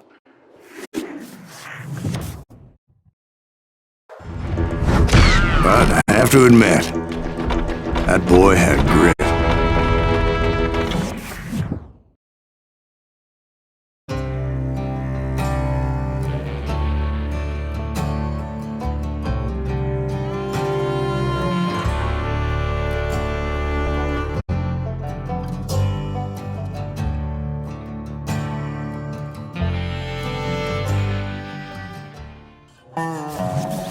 We'll get those suckers! It took me a couple of days to track the Daltons down. They can't get away with this! And in that time, a whole posse of local vigilantes offered to lend a hand. We'll track them to the ends of the earth! They seemed as determined as me to find those outlaws. But as we headed into those swamps, it was like I had my own private army. There was no way those boys were getting away this time. It was early fall, right? Beautiful time of year. At least you had the weather on your side. Not by my recollection. It was damp and foggy as hell.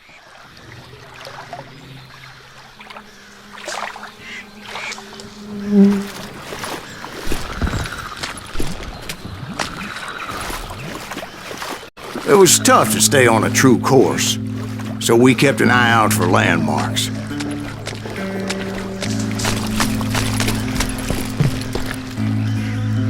It was autumn. The maple trees were in full color, red as blood.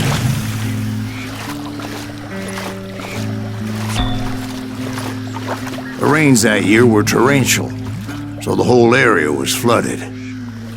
The vigilantes had spread out wide, and pretty soon I couldn't see anybody.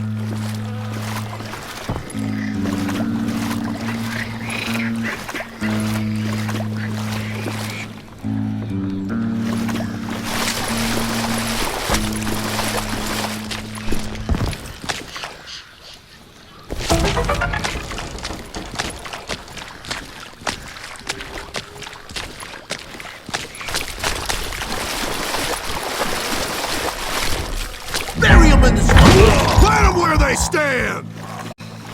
Except for some bitches ahead of me wanting to do me harm. So I had to face them alone. I wondered why my compatriots didn't come running when they heard the shots.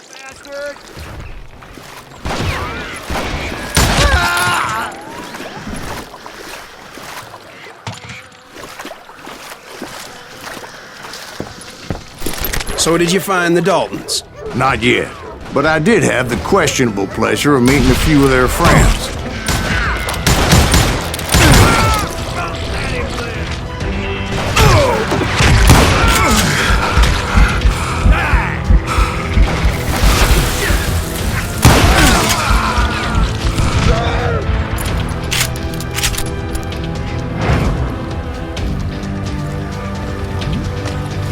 The boys had established quite a reputation by that time, so they attracted all manner of riffraff to their cause. Point being, I was under serious attack.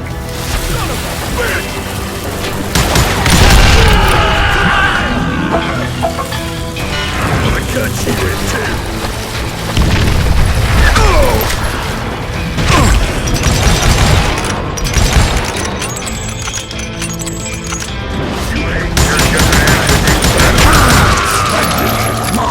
I'm gonna bury you in a million. I'm gonna blow your damn head.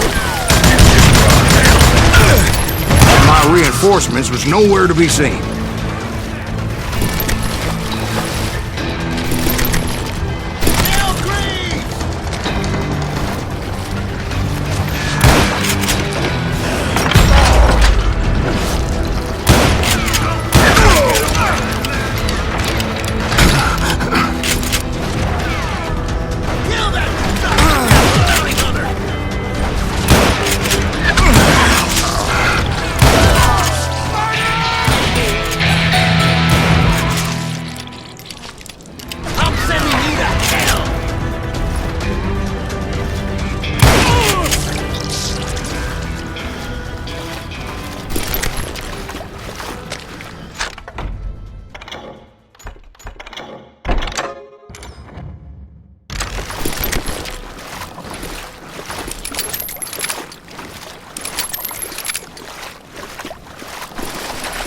But luckily, a barn materialized as if right before my eyes. I scrambled up top to get a better view, but just ended up falling inside. So, how did you get out? The barn doors was open. About right then, I saw some suspicious characters running for the bushes. Of course, I followed them. But that goddamn swamp was like a goddamn maze, and pretty soon I had no goddamn idea where I was. Steve? So I just started walking, and pretty soon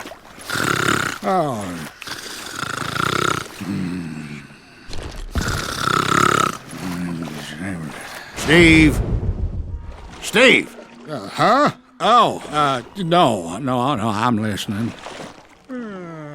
Indians surrounded me from all sides.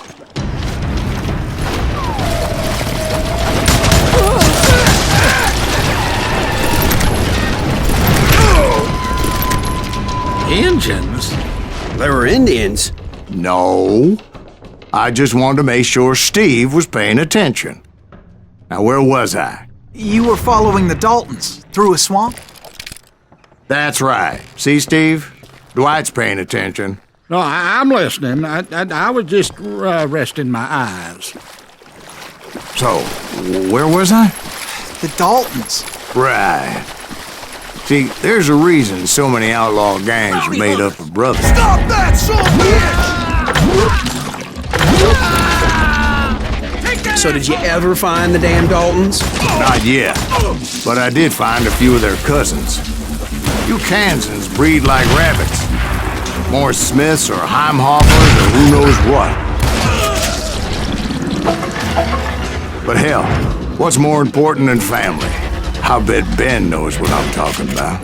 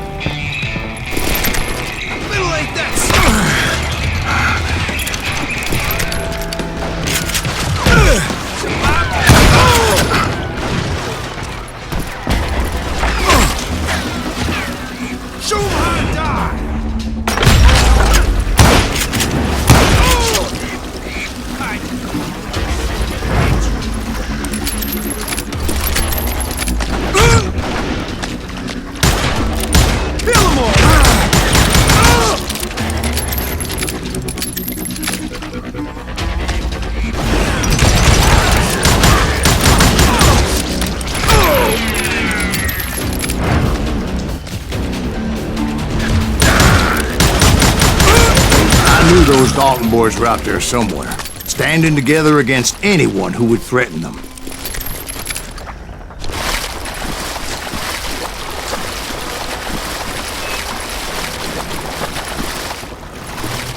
And that's when I saw it. A goddamn steamboat.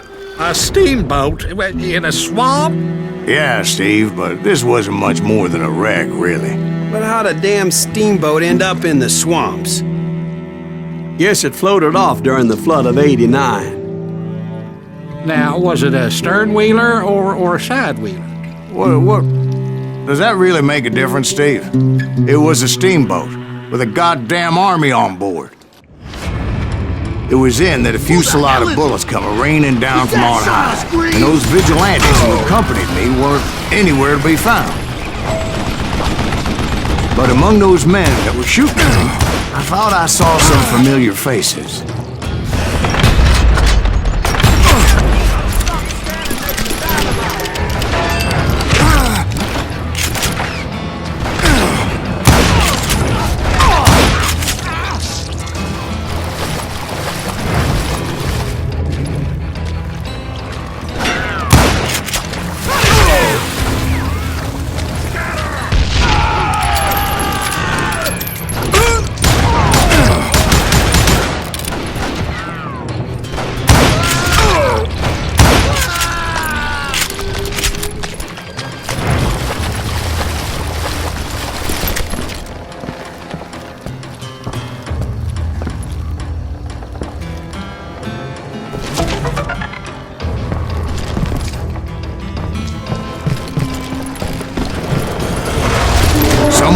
sure the Daltons were waiting on me.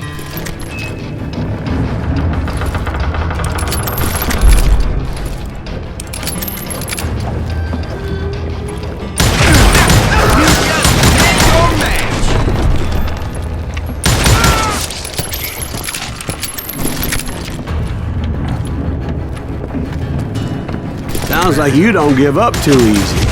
That's the kind of man I am, Ben. I set out to do something. I do it. Surrender just ain't in my nature. Plus, I'm stubborn as hell.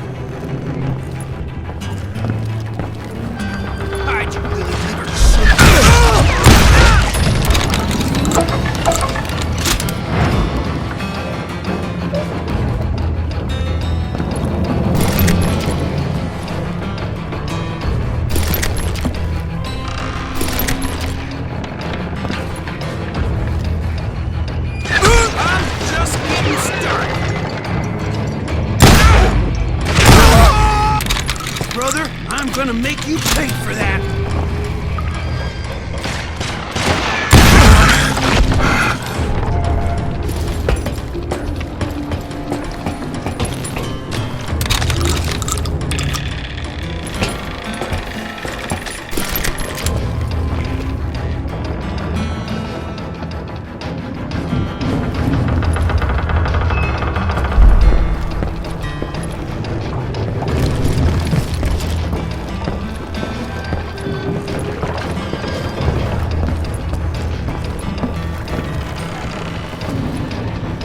Right about then, much to my relief, the vigilantes finally arrived.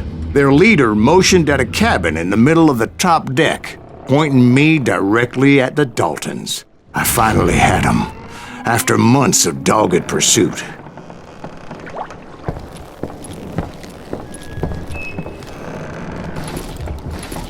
But it turned out that they had me. Take him out! I'm sending you to hell!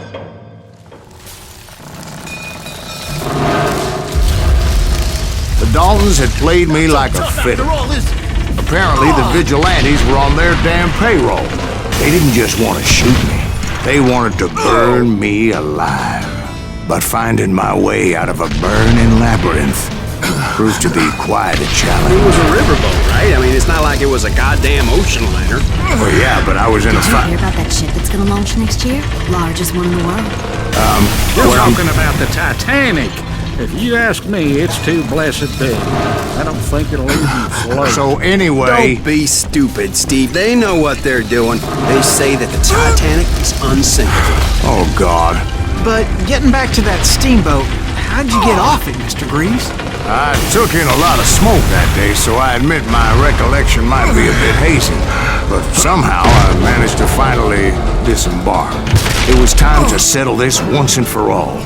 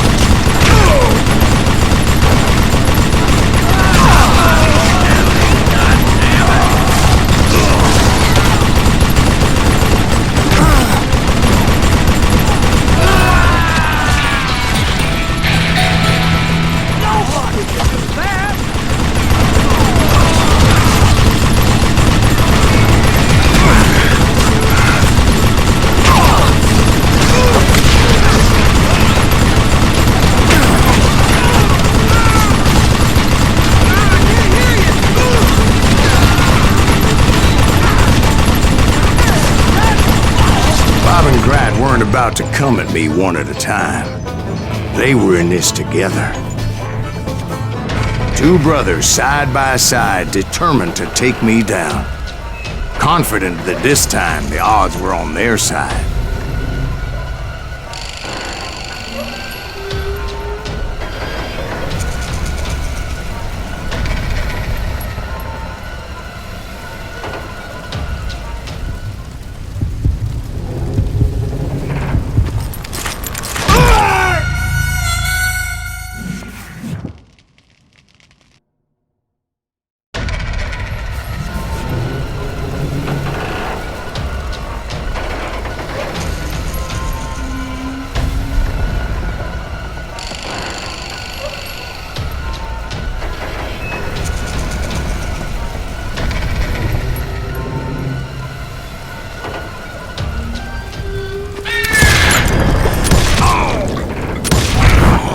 got it wrong.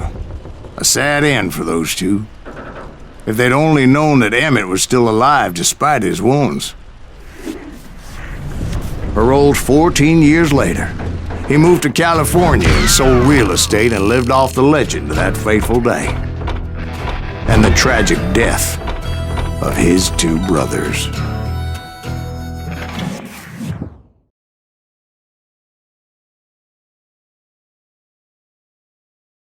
My own brothers died tragically as well, truth be told.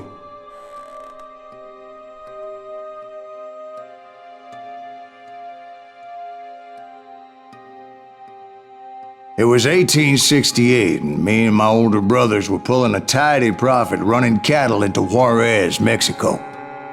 One night after my brothers retired for the evening, I found a little poker game in a cantina with a couple of cowboys. And I just couldn't lose. I even won an old Spanish coin that had to be 100 years old. Well, I was mighty pleased with myself the next morning as my brothers and I rode for Texas. But before we crossed the border, those cowboys caught up with us. It was Johnny Ringo, Roscoe Bob Bryant, and another asshole named Jim. They wanted their money back and everything else we had, including our lives, as those boys didn't want us coming for them later. Bob put that old Spanish coin in my mouth and said, "I won't have it said that I left you with nothing, boy." Well, those horses bolted, and there we hung as those bastards rode away. The branch finally snapped under the weight of the three of us, but being my older brothers were bigger and heavier, they were already dead. And right then I swore to myself that I would avenge them. Ringo you know about. But Bob eluded me, until I heard he was riding with the Wild Bunch.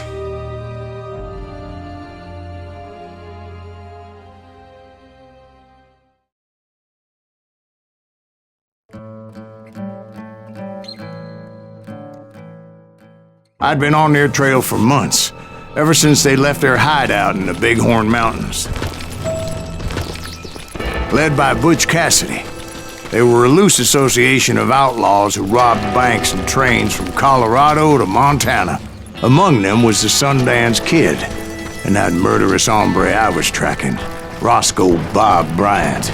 Were you a part of that giant Pinkerton posse after the Wild Bunch? No, boy. A circus like that would have slowed me down. Besides, I wanted Bryant all to myself. I'd heard about a large shipment of gold being transported to Wilcox, Wyoming on the Overland Flyer. I figured the Wild Bunch would likely hit such a treasure, and by God, I figured right. They blew the bridge with the intention of forcing the train to stop. Well, I assumed the Wild Bunch was likely in the still intact part of the train high above. I was determined to make that sumbitch Bob pay for what he did to my brothers.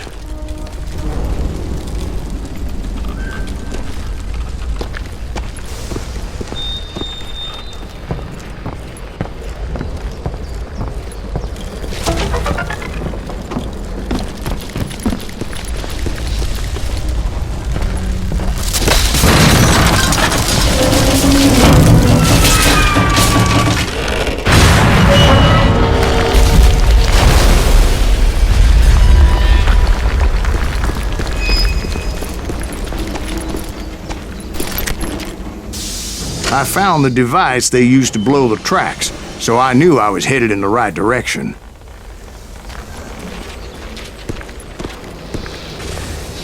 My ears are still ringing from blowing up that bridge. What'd you say? I can't hear a goddamn thing!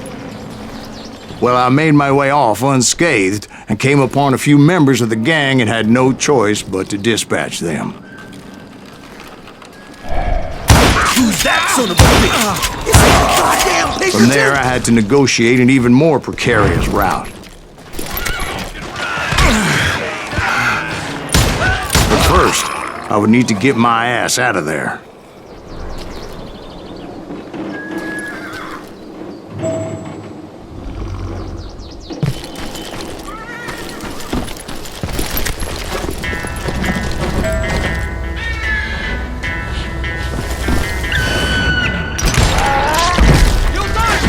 jumped from the frying pan into the fire as the train was clearly fixing to fall.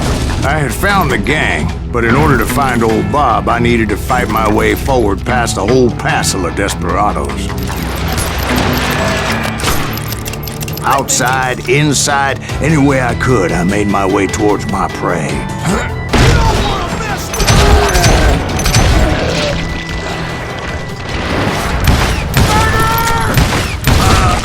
Well, what about the passengers? It was mostly a freight train, as I recall. There were no passengers aboard that day.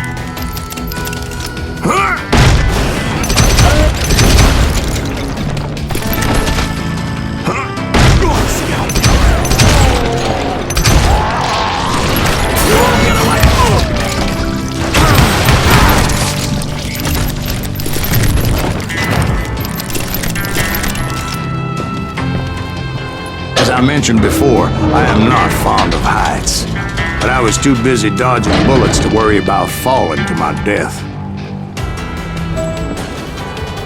Odds were I was likely to die that day anyway, so I was determined to take down as many of those bastards as I could.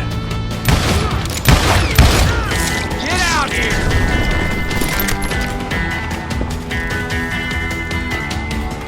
Time to fly!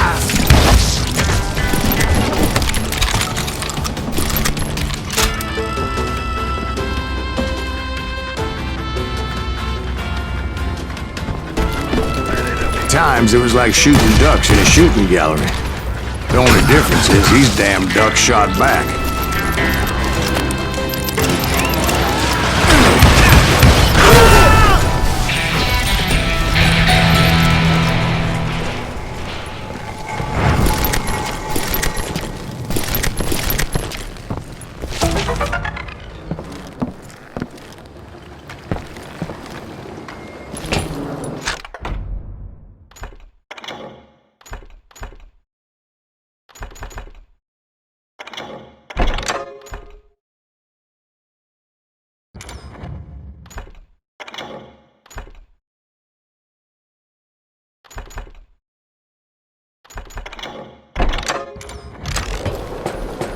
I kept hoping the law would show up and give me a hand. You mean like that giant Pinkerton posse that I read about? Did they come riding in, guns a-blazing to help?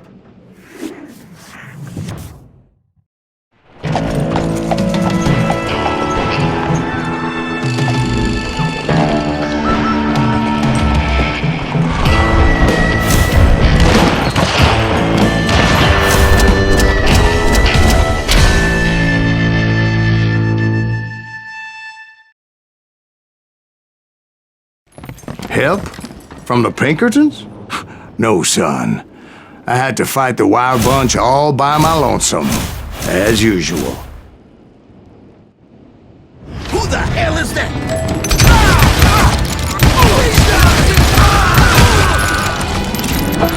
Take cover! Retreat! Retreat!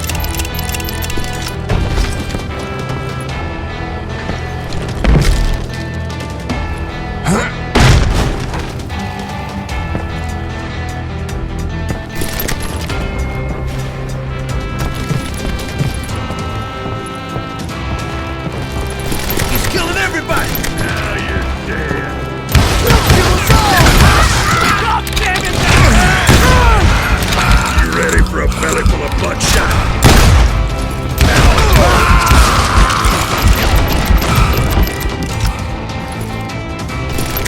Your luck just ran out!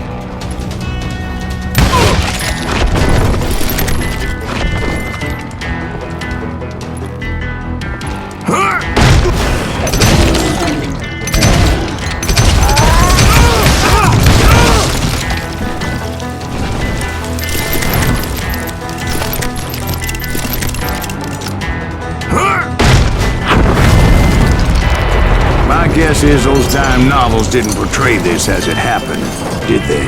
Somebody's coming! Only a few stragglers were left. I had to cut them down pronto if I was going to stay on old Bob's trail.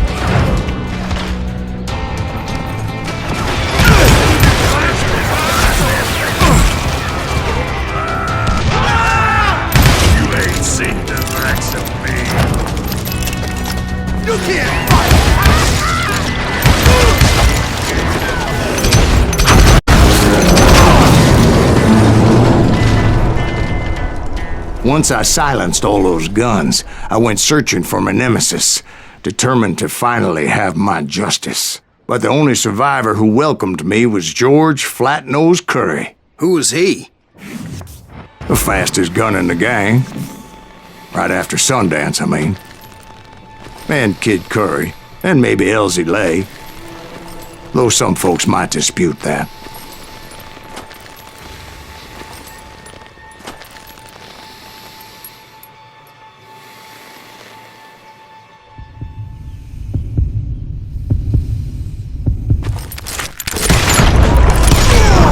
On that very same day, Butch Cassidy and the Sundance Kid decided to leave the Wild Bunch behind and decamped for South America.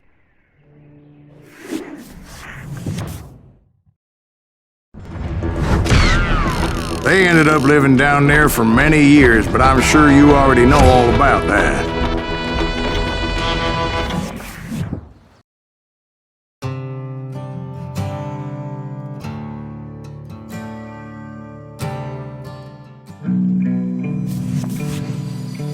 I tried to find Bob Bryant, but it was as if he'd disappeared. Sometime later, I heard the Wild Bunch was back together. Kid Curry escaped from jail, and now he was running the whole shebang. So I took to their trail, as I was still in pursuit of my brother's killer and hoped that he was back with him.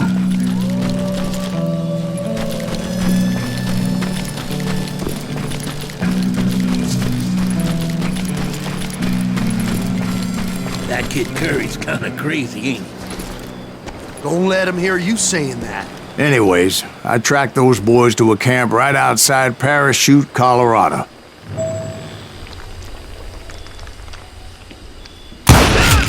Who's shooting? We're under fire! I'm done with you. Being outnumbered, I didn't bother with a warning shot. I just started taking those bastards down. This asshole has a death wish!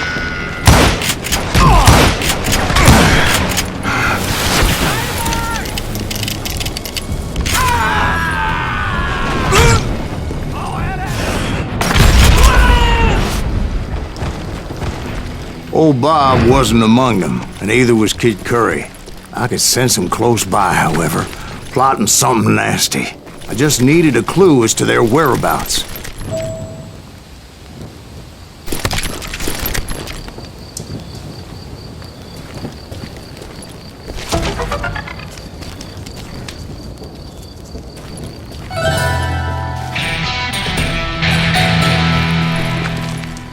And I found one. A map with their bold plan clearly marked. This time they were fixing to blow up a train trestle. Property of the Union Pacific.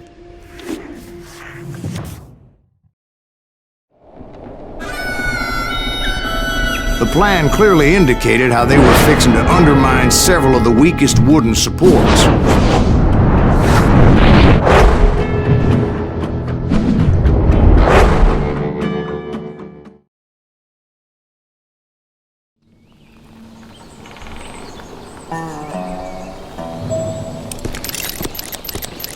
Kid Curry was considered the wildest of the Wild Bunch. It was said that he fathered 85 bastard children, though some say it was only 5.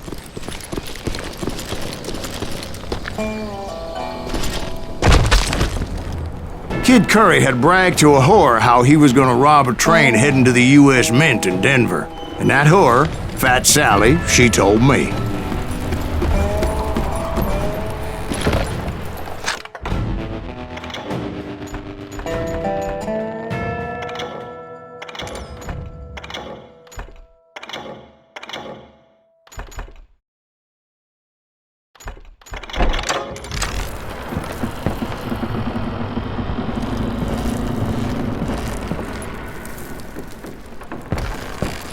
The bridge was rigged with dynamite, so I decided I'd best be careful confronting those bastards.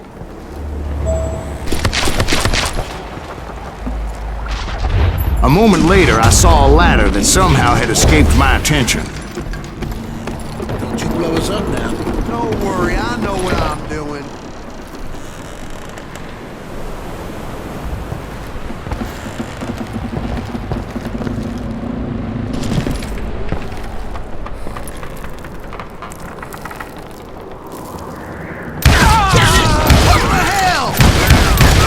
Wild Bunch did not take kindly to my presence and attempted to blow my head off. It appeared the kid had found a number of new recruits to bolster their ranks.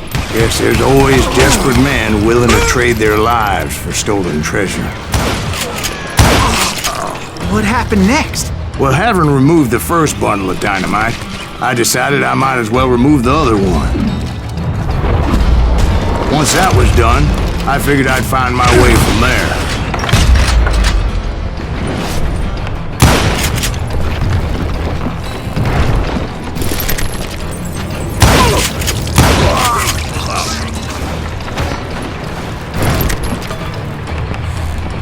I'm ending you. What? Can't hear you. He's hurt now.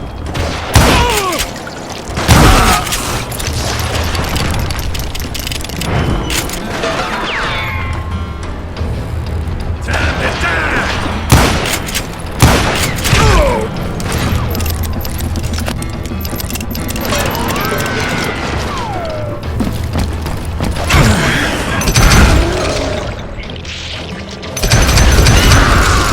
So, what happened then?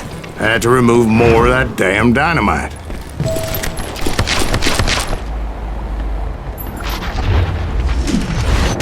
It must have been terrifying trying to make your way across. I was sweating it a bit, but then I noticed a footbridge tied up on high, so I shot the rope.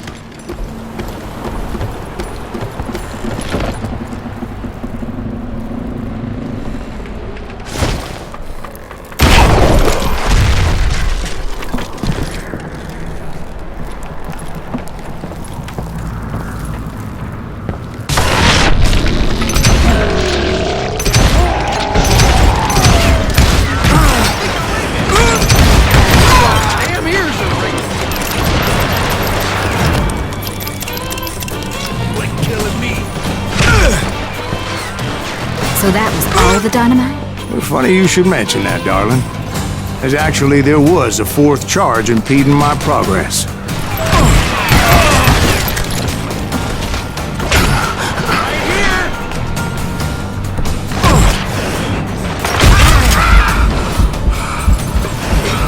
Once I removed it, my path was pretty clear.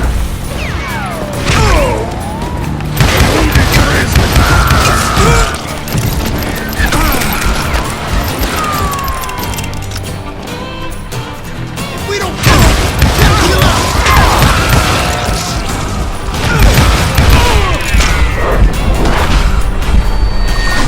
Now you're really pissing me off. Are you some?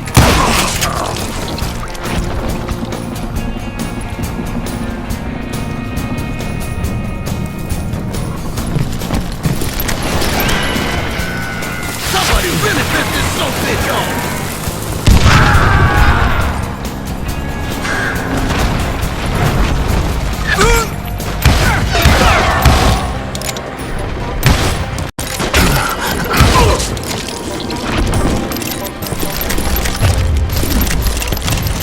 So I proceeded onward. I realized that that way just wasn't gonna work. I needed an alternate path forward.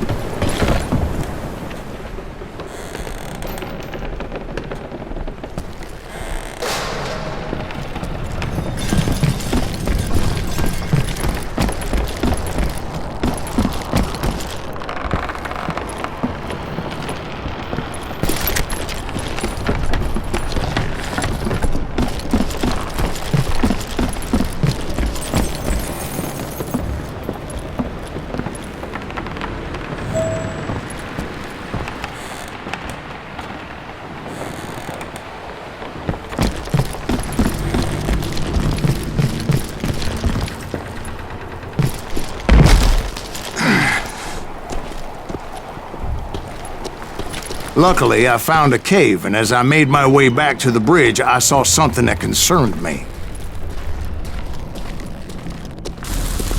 It was a long burning fuse, and it was moving fast as hell.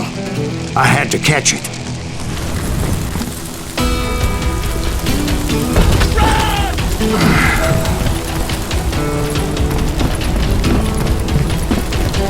The burning fuse was so damn quick, I had to run like the wind.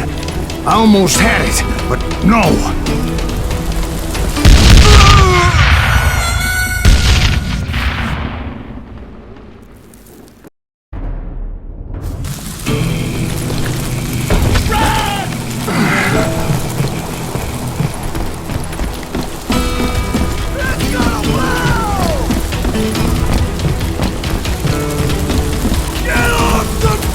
I was gonna have a coronary when I lost sight of those sparks. My heart was pounding like a sledgehammer. I knew that failure meant boom.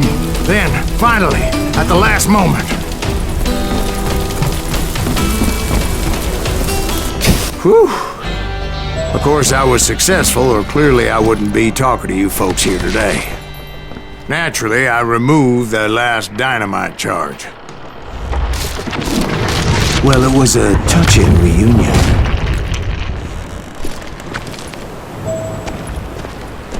But by this time, I was thoroughly exhausted and dragging my ass as I was not a young man anymore.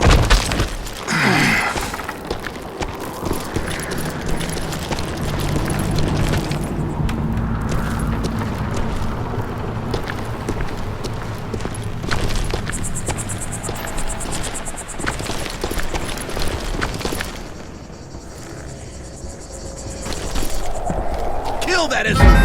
Make him bleed! Finally, I found those boys. Or more precisely, they found me. He's crazier than Kid Curry, ask me! Bloodier than a damn fruitcake! Scatter!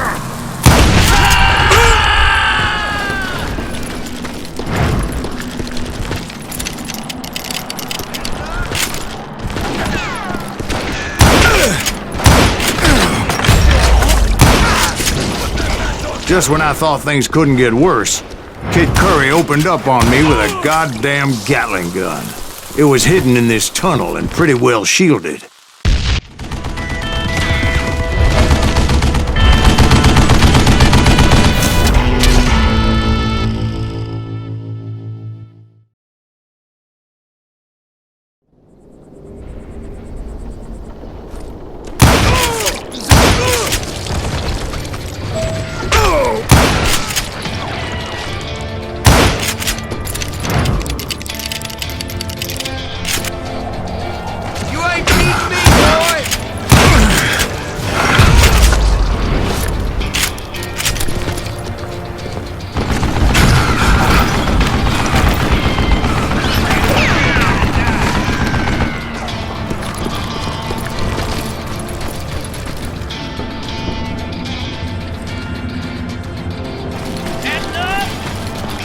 Luckily, I had located some dynamite. I still, however, had my work cut out for me.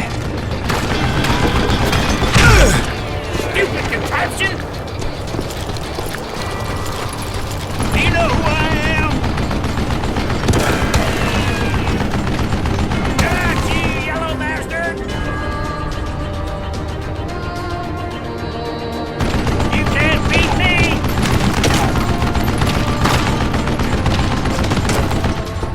Shit! I gotta reload!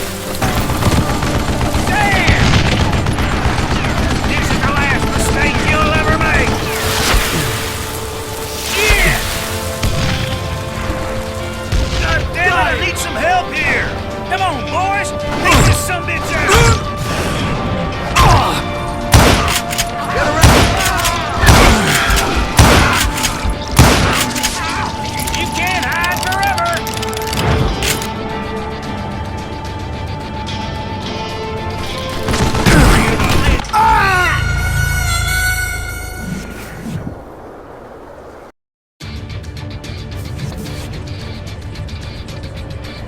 What are you? Yellow?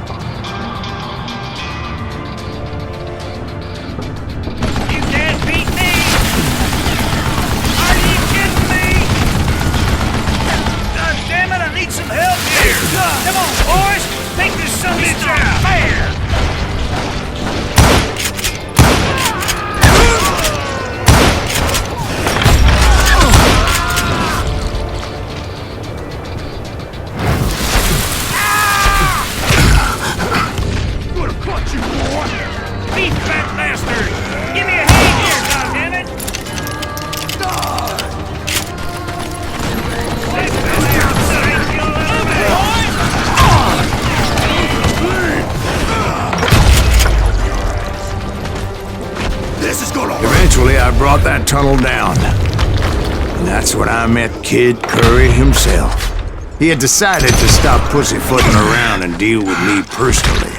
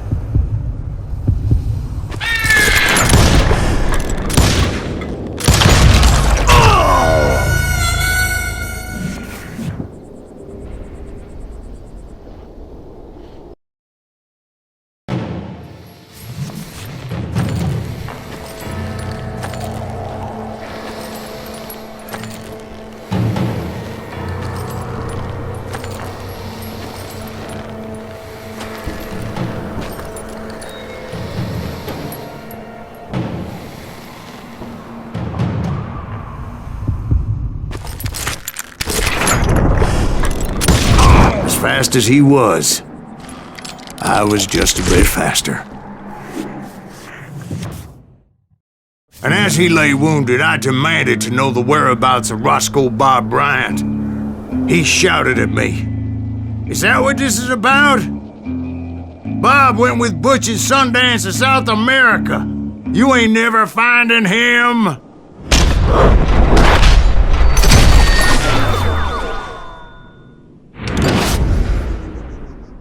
Those were his last words.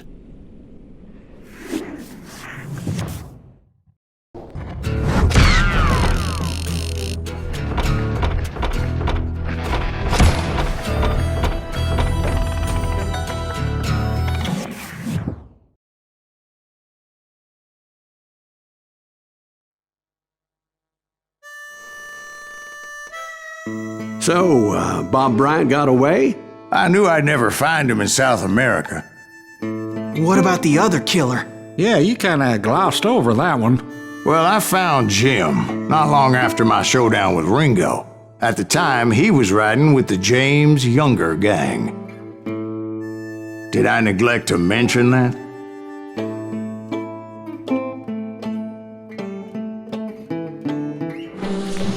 Jesse James? The greatest outlaw who ever lived? Jesse and his kin rode with Quantrill when he raided Lawrence, Kansas, and killed near 200 people, boy. Nothing great about that.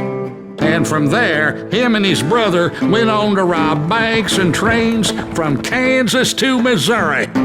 Which is why there was such a rich bounty on their heads. 40 grand for both of them, dead or alive. That's one hell of a payday.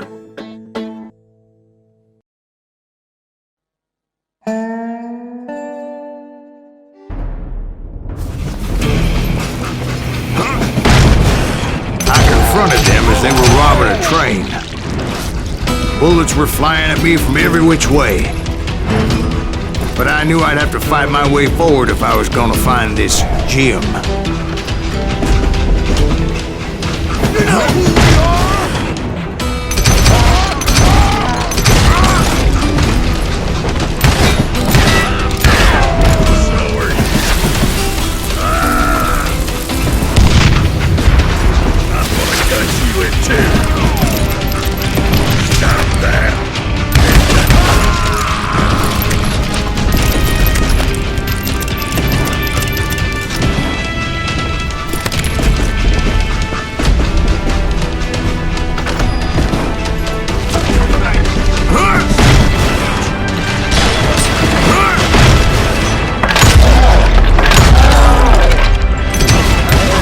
Wait a second. Now, how'd they stop this train in the first place? Well, the James boys were experts at this.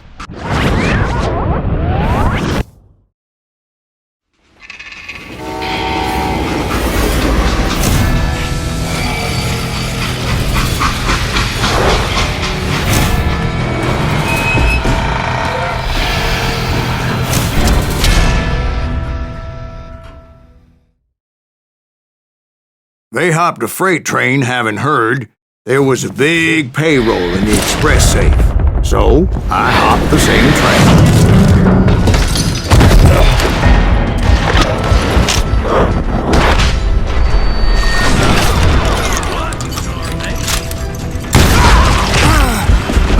The James Younger gang was decimated after that little fiasco they had in Northfield, Minnesota. So Jesse needed more men and took on the killer I was after, along with a host of others. I was hoping to find my man and put a bullet in his head. Climbing around that train, I must have swallowed 100 damn bugs before I reached James that. Younger gang pulled the first train robbery west of the Mississippi. Sounds like you hold them in high regard. Everyone knows they were the most famous outlaw gang ever. And you took them all on by your lonesome. Again, I'm finding this all a little hard to swallow, friend. Well, maybe you need to wash it down with some whiskey. By the way, did I mention that that train was flying down those tracks like a bat out of hell?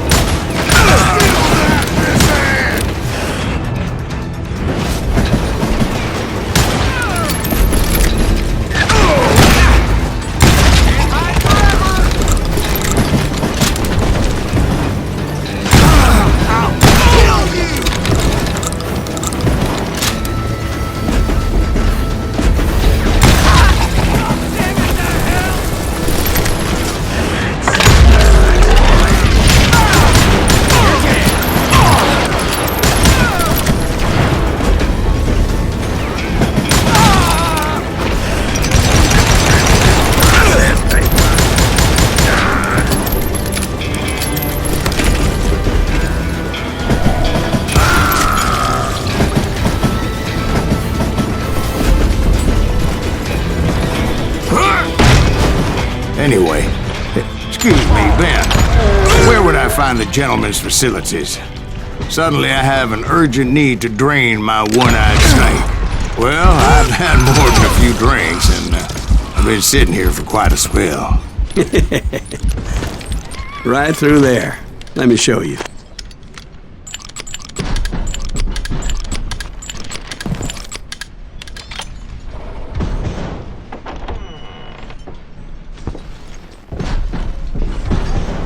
I never heard so much malarkey in my life.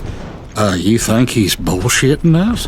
You don't think he's Silas Greaves? I think he's just some old drunk looking for some free liquor.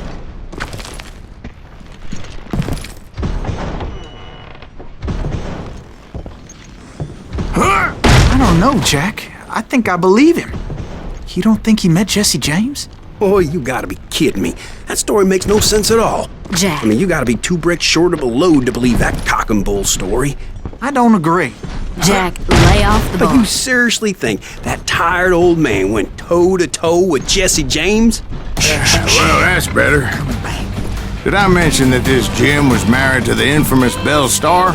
Of course, I didn't learn that until later.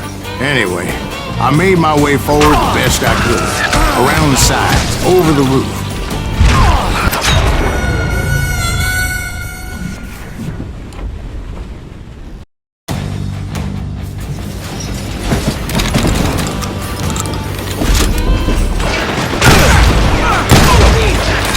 At some point, some sumbitch saw me and shouted out, "It's a damn Pinkerton!"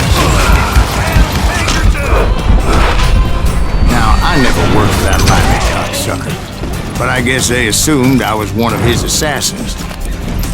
Those evil bastards firebombed Jesse's mother's house and killed his stepbrother. So it's no wonder each and every asshole on that train wanted me dead.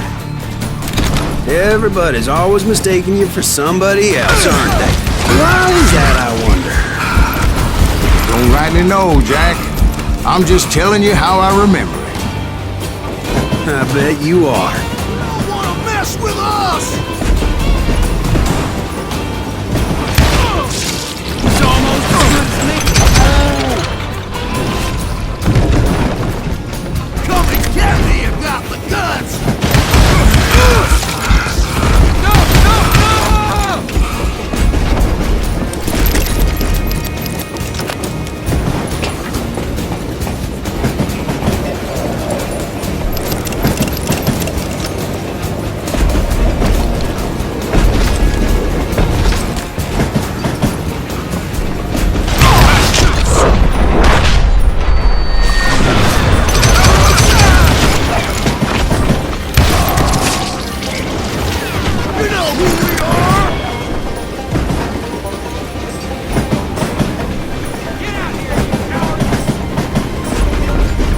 I came across a flat car piled high with logs and had to come up with a creative way to make my way forward.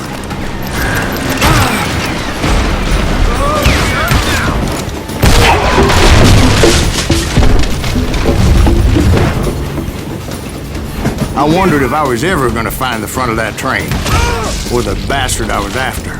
Jesse hired a damn army after Northfield. Guess he didn't want to be outgunned like that ever again. Right about then, I was attacked by some asshole on a Gatling gun. Well, seems like you run into a lot of them. Asshole? Gatling guns. Yes, I did. Now, I don't remember how I took it out. It was either a bullet or dynamite.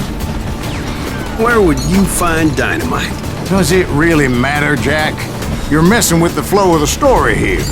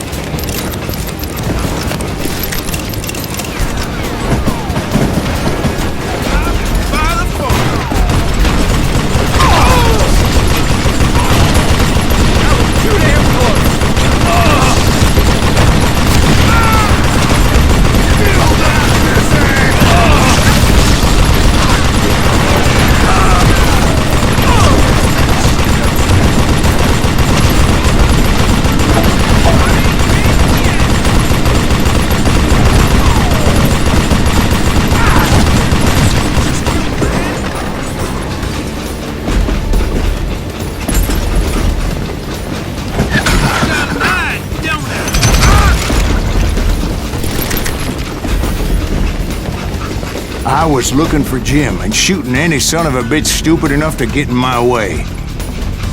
And that included Jesse James himself.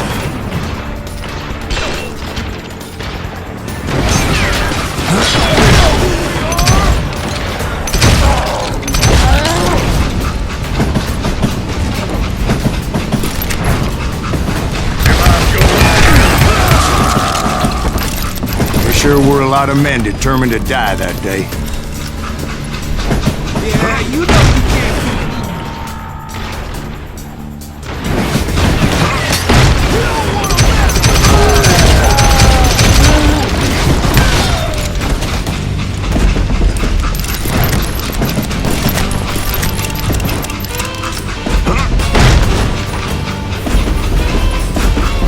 It was then that Jesse detached the express car from the rest of the damn train.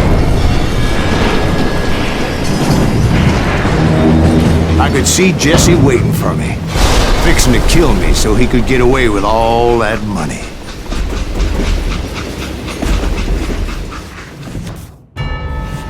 You had a showdown with Jesse James? Of course he didn't. Everybody knows that Jesse was killed by Bob Ford. Yeah, Jesse went out like John Wesley Hardin. Coward shot him in the back of the head. Guess it doesn't matter how far you run, does it, Ben? Your past always catches up with you.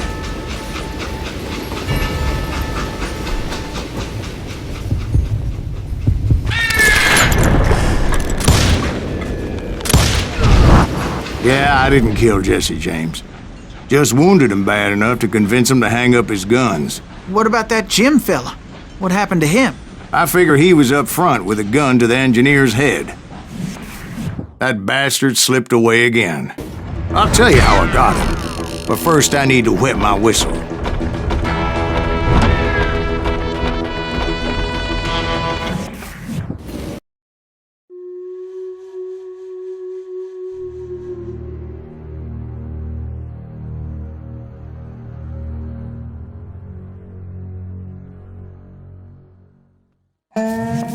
After my showdown with Jesse, I continued to track his brother, Frank, and that son of a bitch, Jim. I followed those bastards into the high mountains as they were going to ground. What mountains would that be? Somewhere in the Ozarks, I believe. A perfect place to hide out from the authorities. In fact, before I could find them, some Indians who fled the Reds and were hiding out from the military found me first. They probably thought I was a cavalry scout and didn't want me telling the military where they were. Injuns? Yeah, they could have been Cheyenne, but there was all sorts of renegades roaming the landscape back then.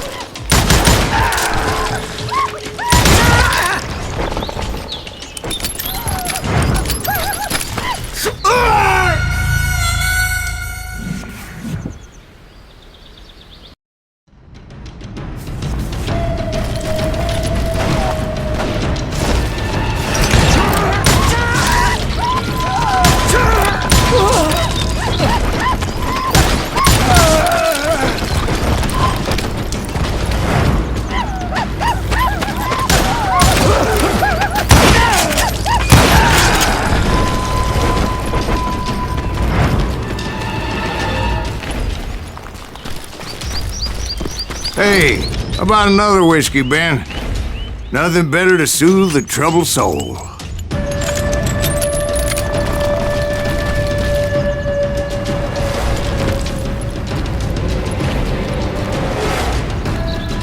Now, where was I? Indians, right. I had more than my share of run-ins with the Redmen. Like that time... Did I tell you about Grey Wolf? Yes, sir. You did. Of course I did. In fact, I can still remember that old medicine man's words to me. Jesus Christ, we're back to that again? You carry great darkness in your heart. It will claim your soul.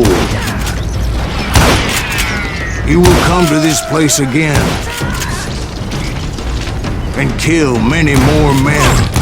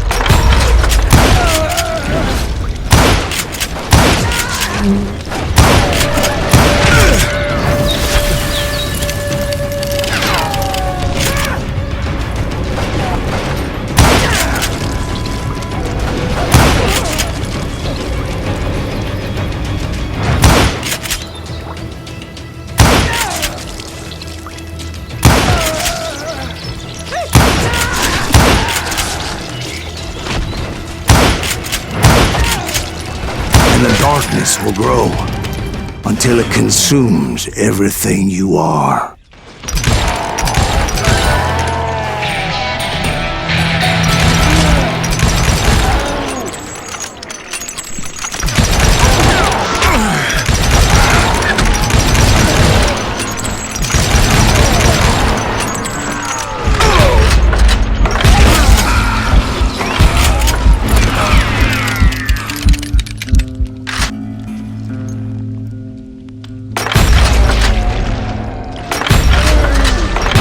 So, did you ever find him? Who? The man you are after.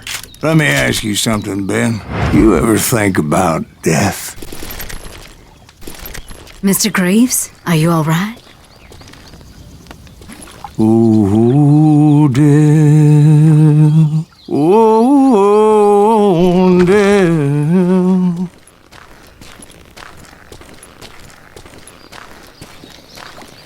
Won't you spare me over till another year? What is this that I can't see? With ice cold hands taking hold of me. Well, I am death, none can excel. I'll open the door to heaven or hell. Oh, death. Oh, death. Won't you spare me over to another?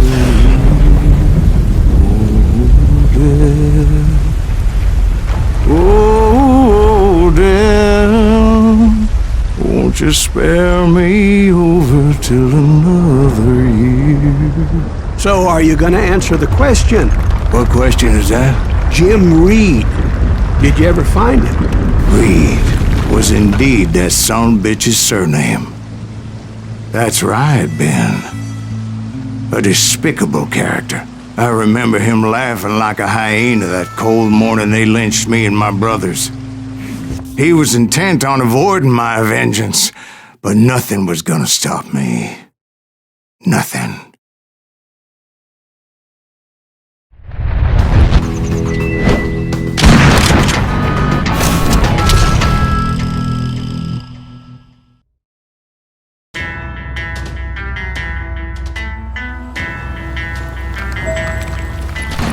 I finally did track those outlaws down. They had long rifles with scopes and were well positioned to pick off any poor soul who came anywhere close.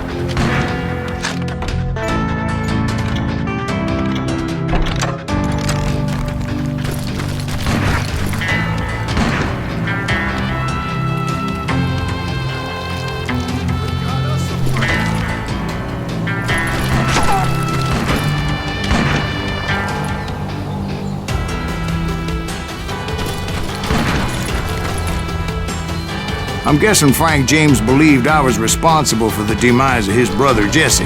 I couldn't really disagree with the man, as I thought Jesse was dead then as well.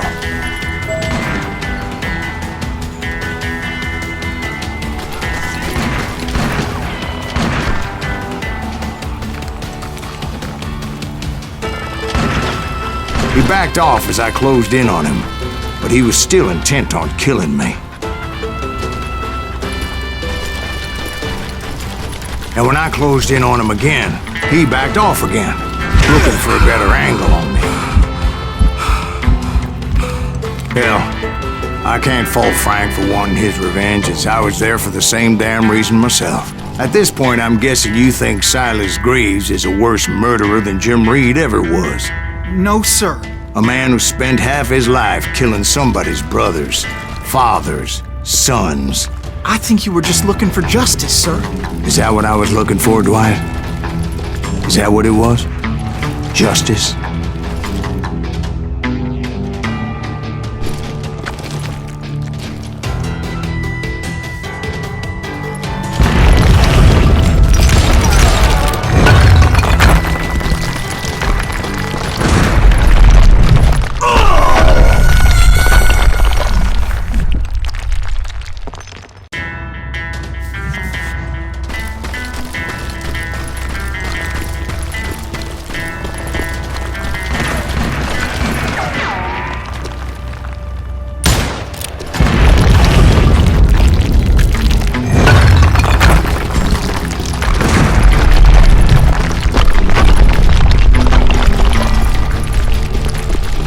Isn't that why you were hunting the James gang? The James gang. Right. I finally found Frank holed up in his mountain cabin, and he was determined to have me dead. It was a pitched battle that could have gone either way. Luckily, I had some dynamite in my possession. Dynamite? On your person? A few sticks, just in case. It's always good to be prepared. Right. I'm just laying out the facts as I remember them, Jack. And that son of a bitch! Take him out! He's just one man! Put him down! I want that bastard dead!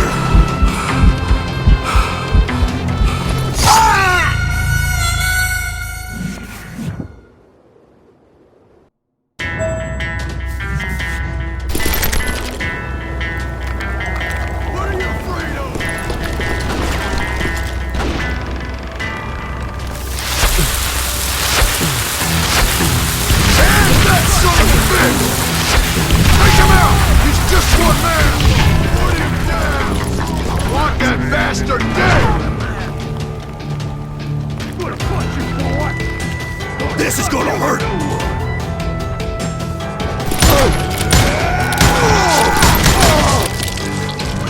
I'm gonna cut you in two!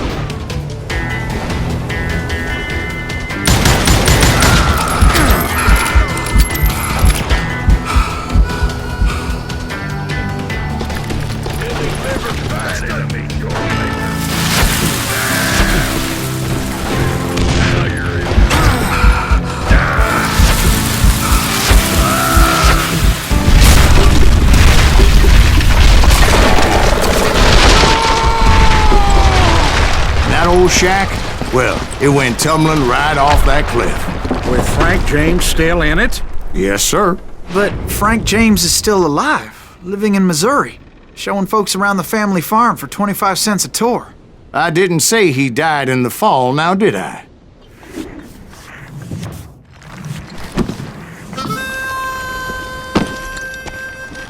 I'm done with this damnable outlaw life! Kill me, don't kill me, do what you will! At this point, I just don't give a shit! I explained to Frank that I had nothing against him personally and that I was looking for someone else. You want Reed? Have at him! I never did like that bastard! I am done here! We parted in peace as Frank pointed out the path to my prey before making his way back down the hill.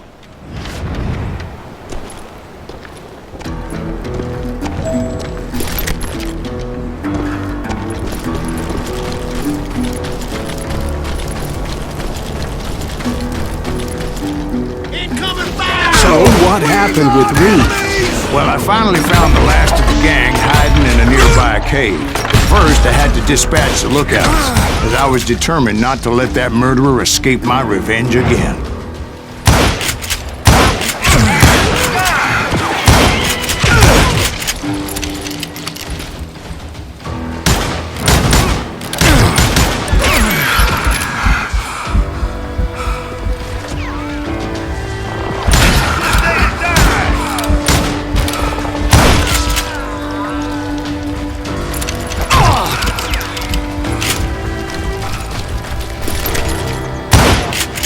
Rather than wander in willy-nilly, I decided it would be better to smoke that son of a bitch out.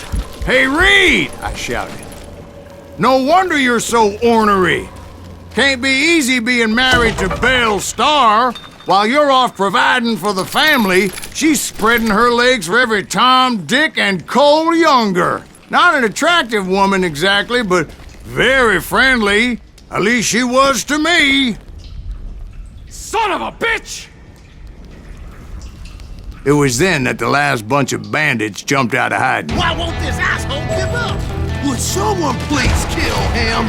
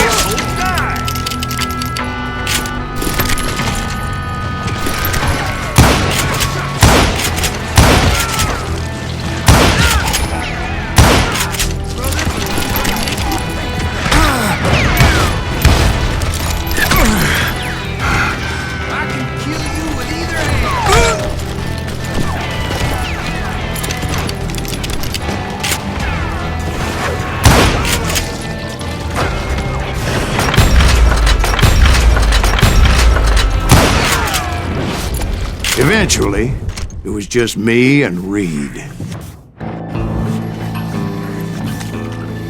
I had waited a long time to face him down, so I could repay him for what he did to my brothers.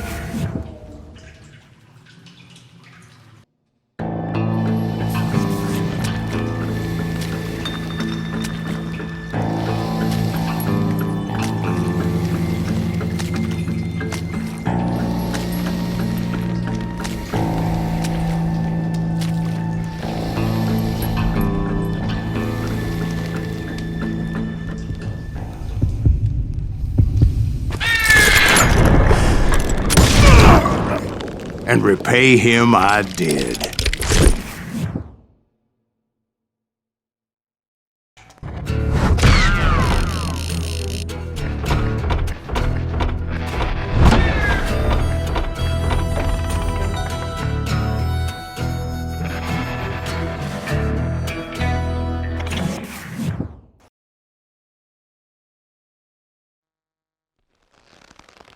Well, I don't know about you boys, but I'm pretty beat.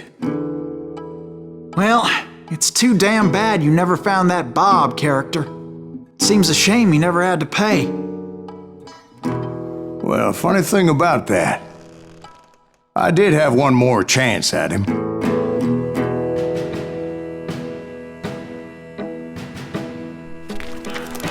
Six months ago, I heard that Butch and Sundance were back in the States and had gathered up some of their old gang. I tracked them down, hoping that Roscoe Bob Bryant had returned with them.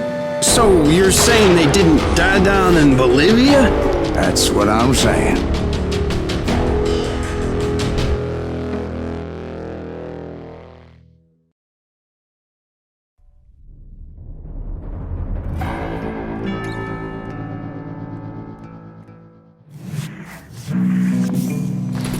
For 40 years I had waited to get my hands on the last of my brother's killers.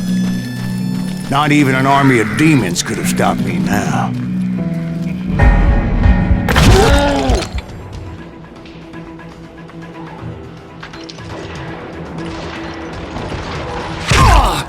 Both Johnny Ringo and Jim Reed fell fairly quickly. But the last one, Roscoe Bob Bryant, that son of a bitch had managed to escape my vengeance time and time again. I couldn't even be certain I'd recognize him after all those years. By now, he had to be close to 70. But for all you know, he could have been dead. That thought had indeed crossed my mind, as did others.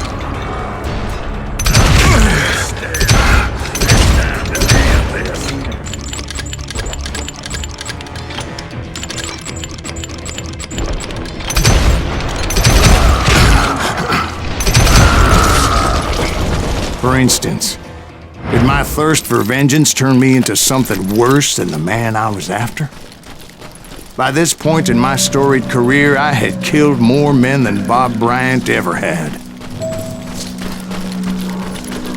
I was furious as hell at that bastard for making me who I am. A man with no family, no friends.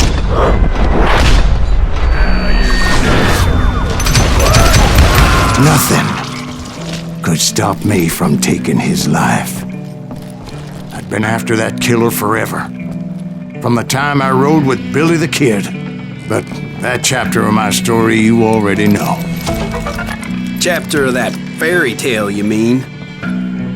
Suddenly it was 1910. There I was, an old man roaming a ghost town dead almost 2 decades.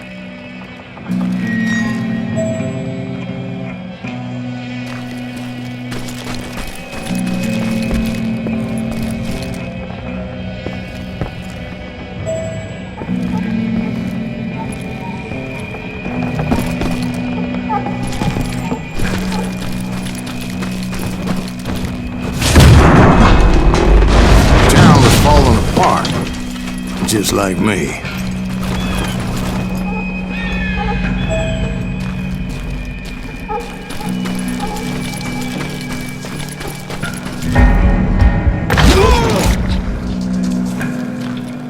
But I wasn't about to call it quits.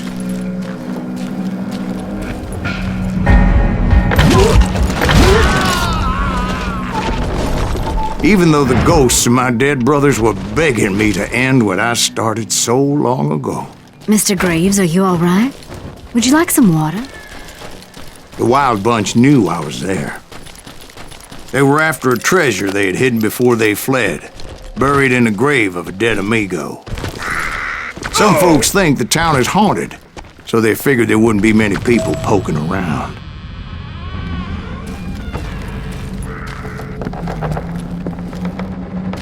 I intended to fill that grave with Bob Bryant's corpse. But like I said, the bandits knew I was on to them, They lured me in and hit me with everything they had.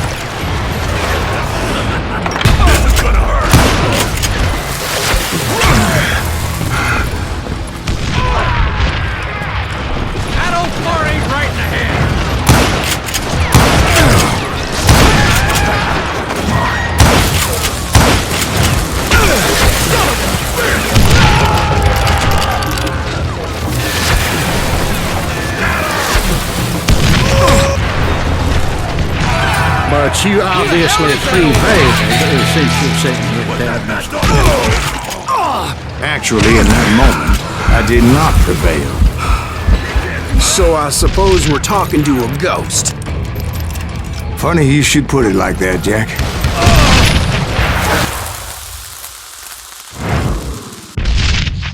Because when I woke up... From the dead? There was silence all around me. I could swear to God I saw Billy then. Billy who? Billy, the kid. William Bonney. He was shooting at me from a rooftop.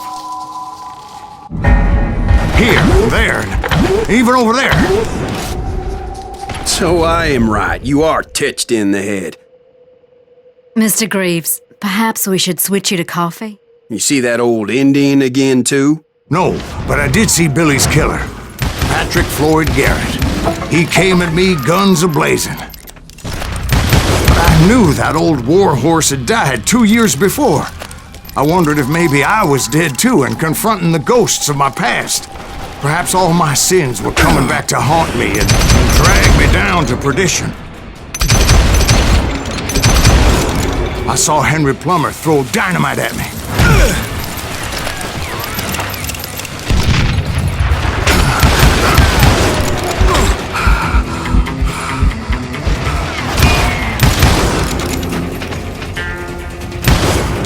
And in the gates of the cemetery, I saw John Wesley Hardin, just like I remembered him.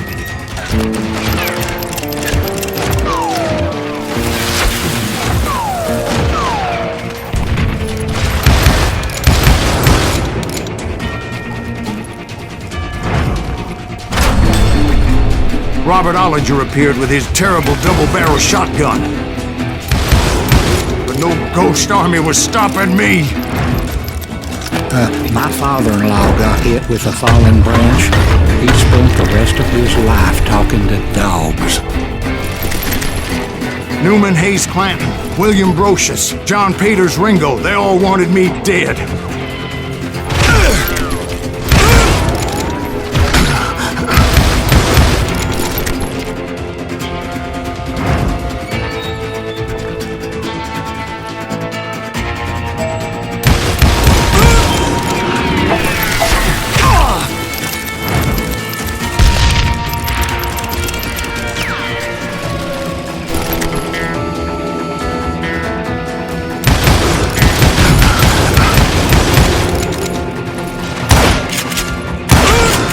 The Dalton brothers, Robert and Grattan, guardians of the Garden of the Dead.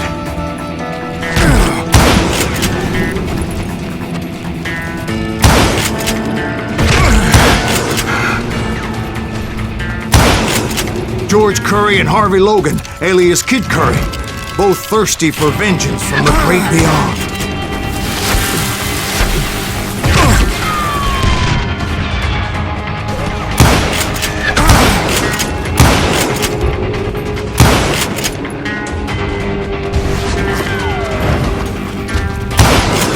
Jesse, Woodson, James, and Jim Reed. Each one deader than the next. I thought I would go crazy. Thought?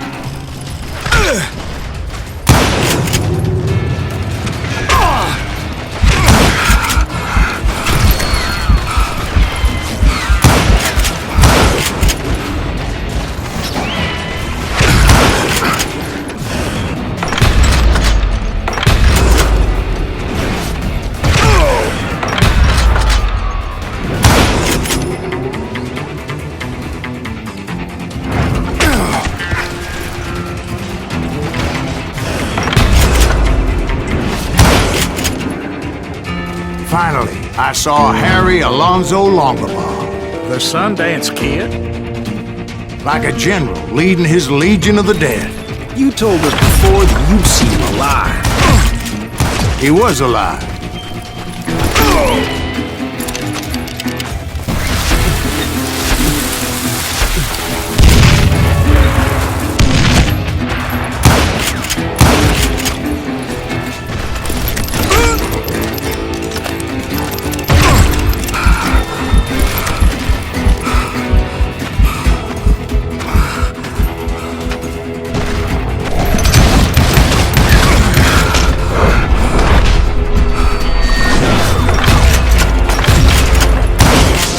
Then I heard a voice call to me from afar. It was Robert Leroy Parker, a.k.a. Butch Cassidy, coming at me from out of the fog. Thanks for taking care of that bastard.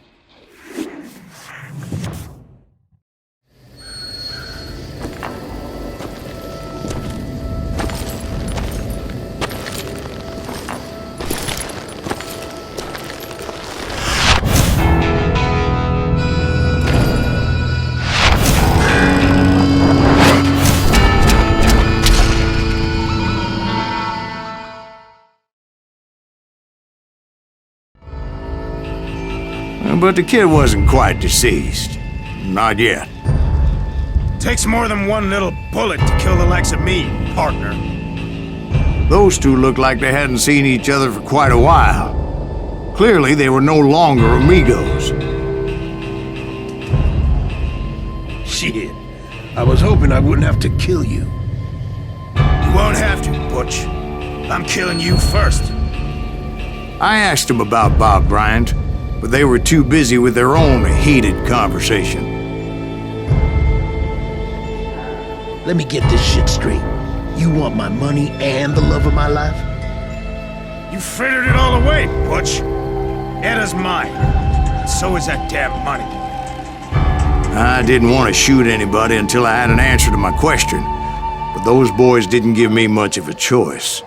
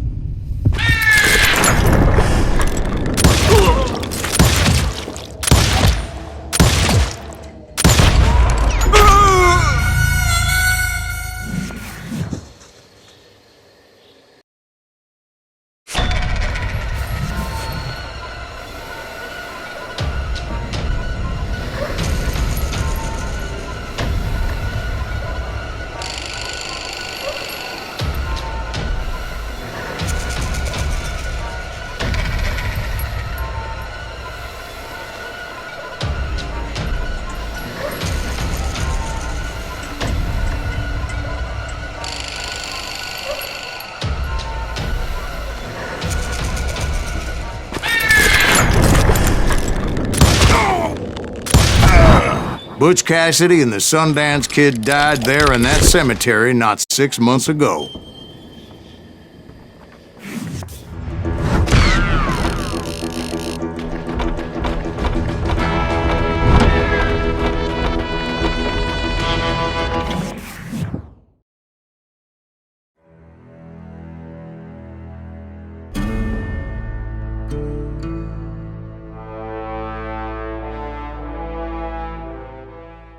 Butch Cassidy and the Sundance Kid were killed by the Bolivian army. Everybody knows that. That's the legend, but it ain't the truth.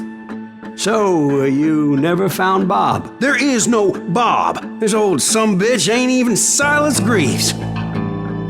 Sir, is that true? Have you been pulling our legs this whole time? Well, not the whole time. Oh man, I think you've worn out your welcome here. Maybe you're right, Jack. maybe it's time to pay. You see, Ben, or should I say Bob, your past always catches up with you. I was a different man back then, crazy. Drinking, I changed my ways, I swear to you. If I could turn back the clock, But you can't, Bob.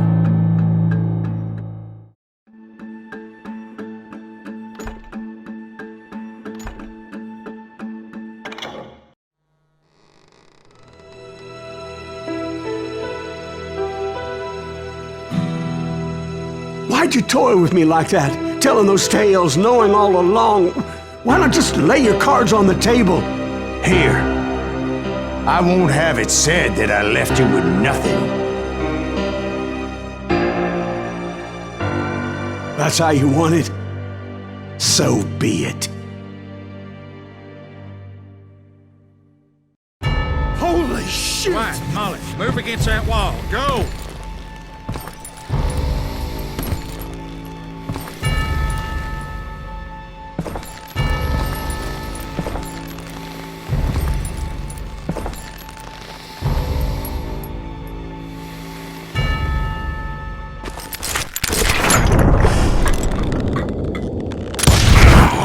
Oh my God! Oh, Jesus!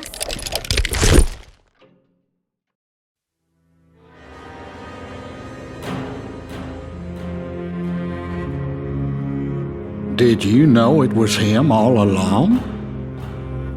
Cassidy told me Bob was in Abilene before he died. But I wasn't sure Ben was my man until he revealed how much he knew about Ringo and Reed. The coin, of course. Well, that was the last nail in that particular coffin. I better go get the sheriff. You okay, boy? You're looking mighty shook up. Dwight, maybe you best go home. Young Eisenhower here is leaving for West Point tomorrow. He shouldn't get caught up in something like this. I think I might head out myself at this juncture. Unless you want to stop me, Jack. No, sir, Mr. Greaves. So where you going now? Now that you had your revenge? Doesn't really matter, does it? As I've sold my soul for it, and will never again walk with those I have lost.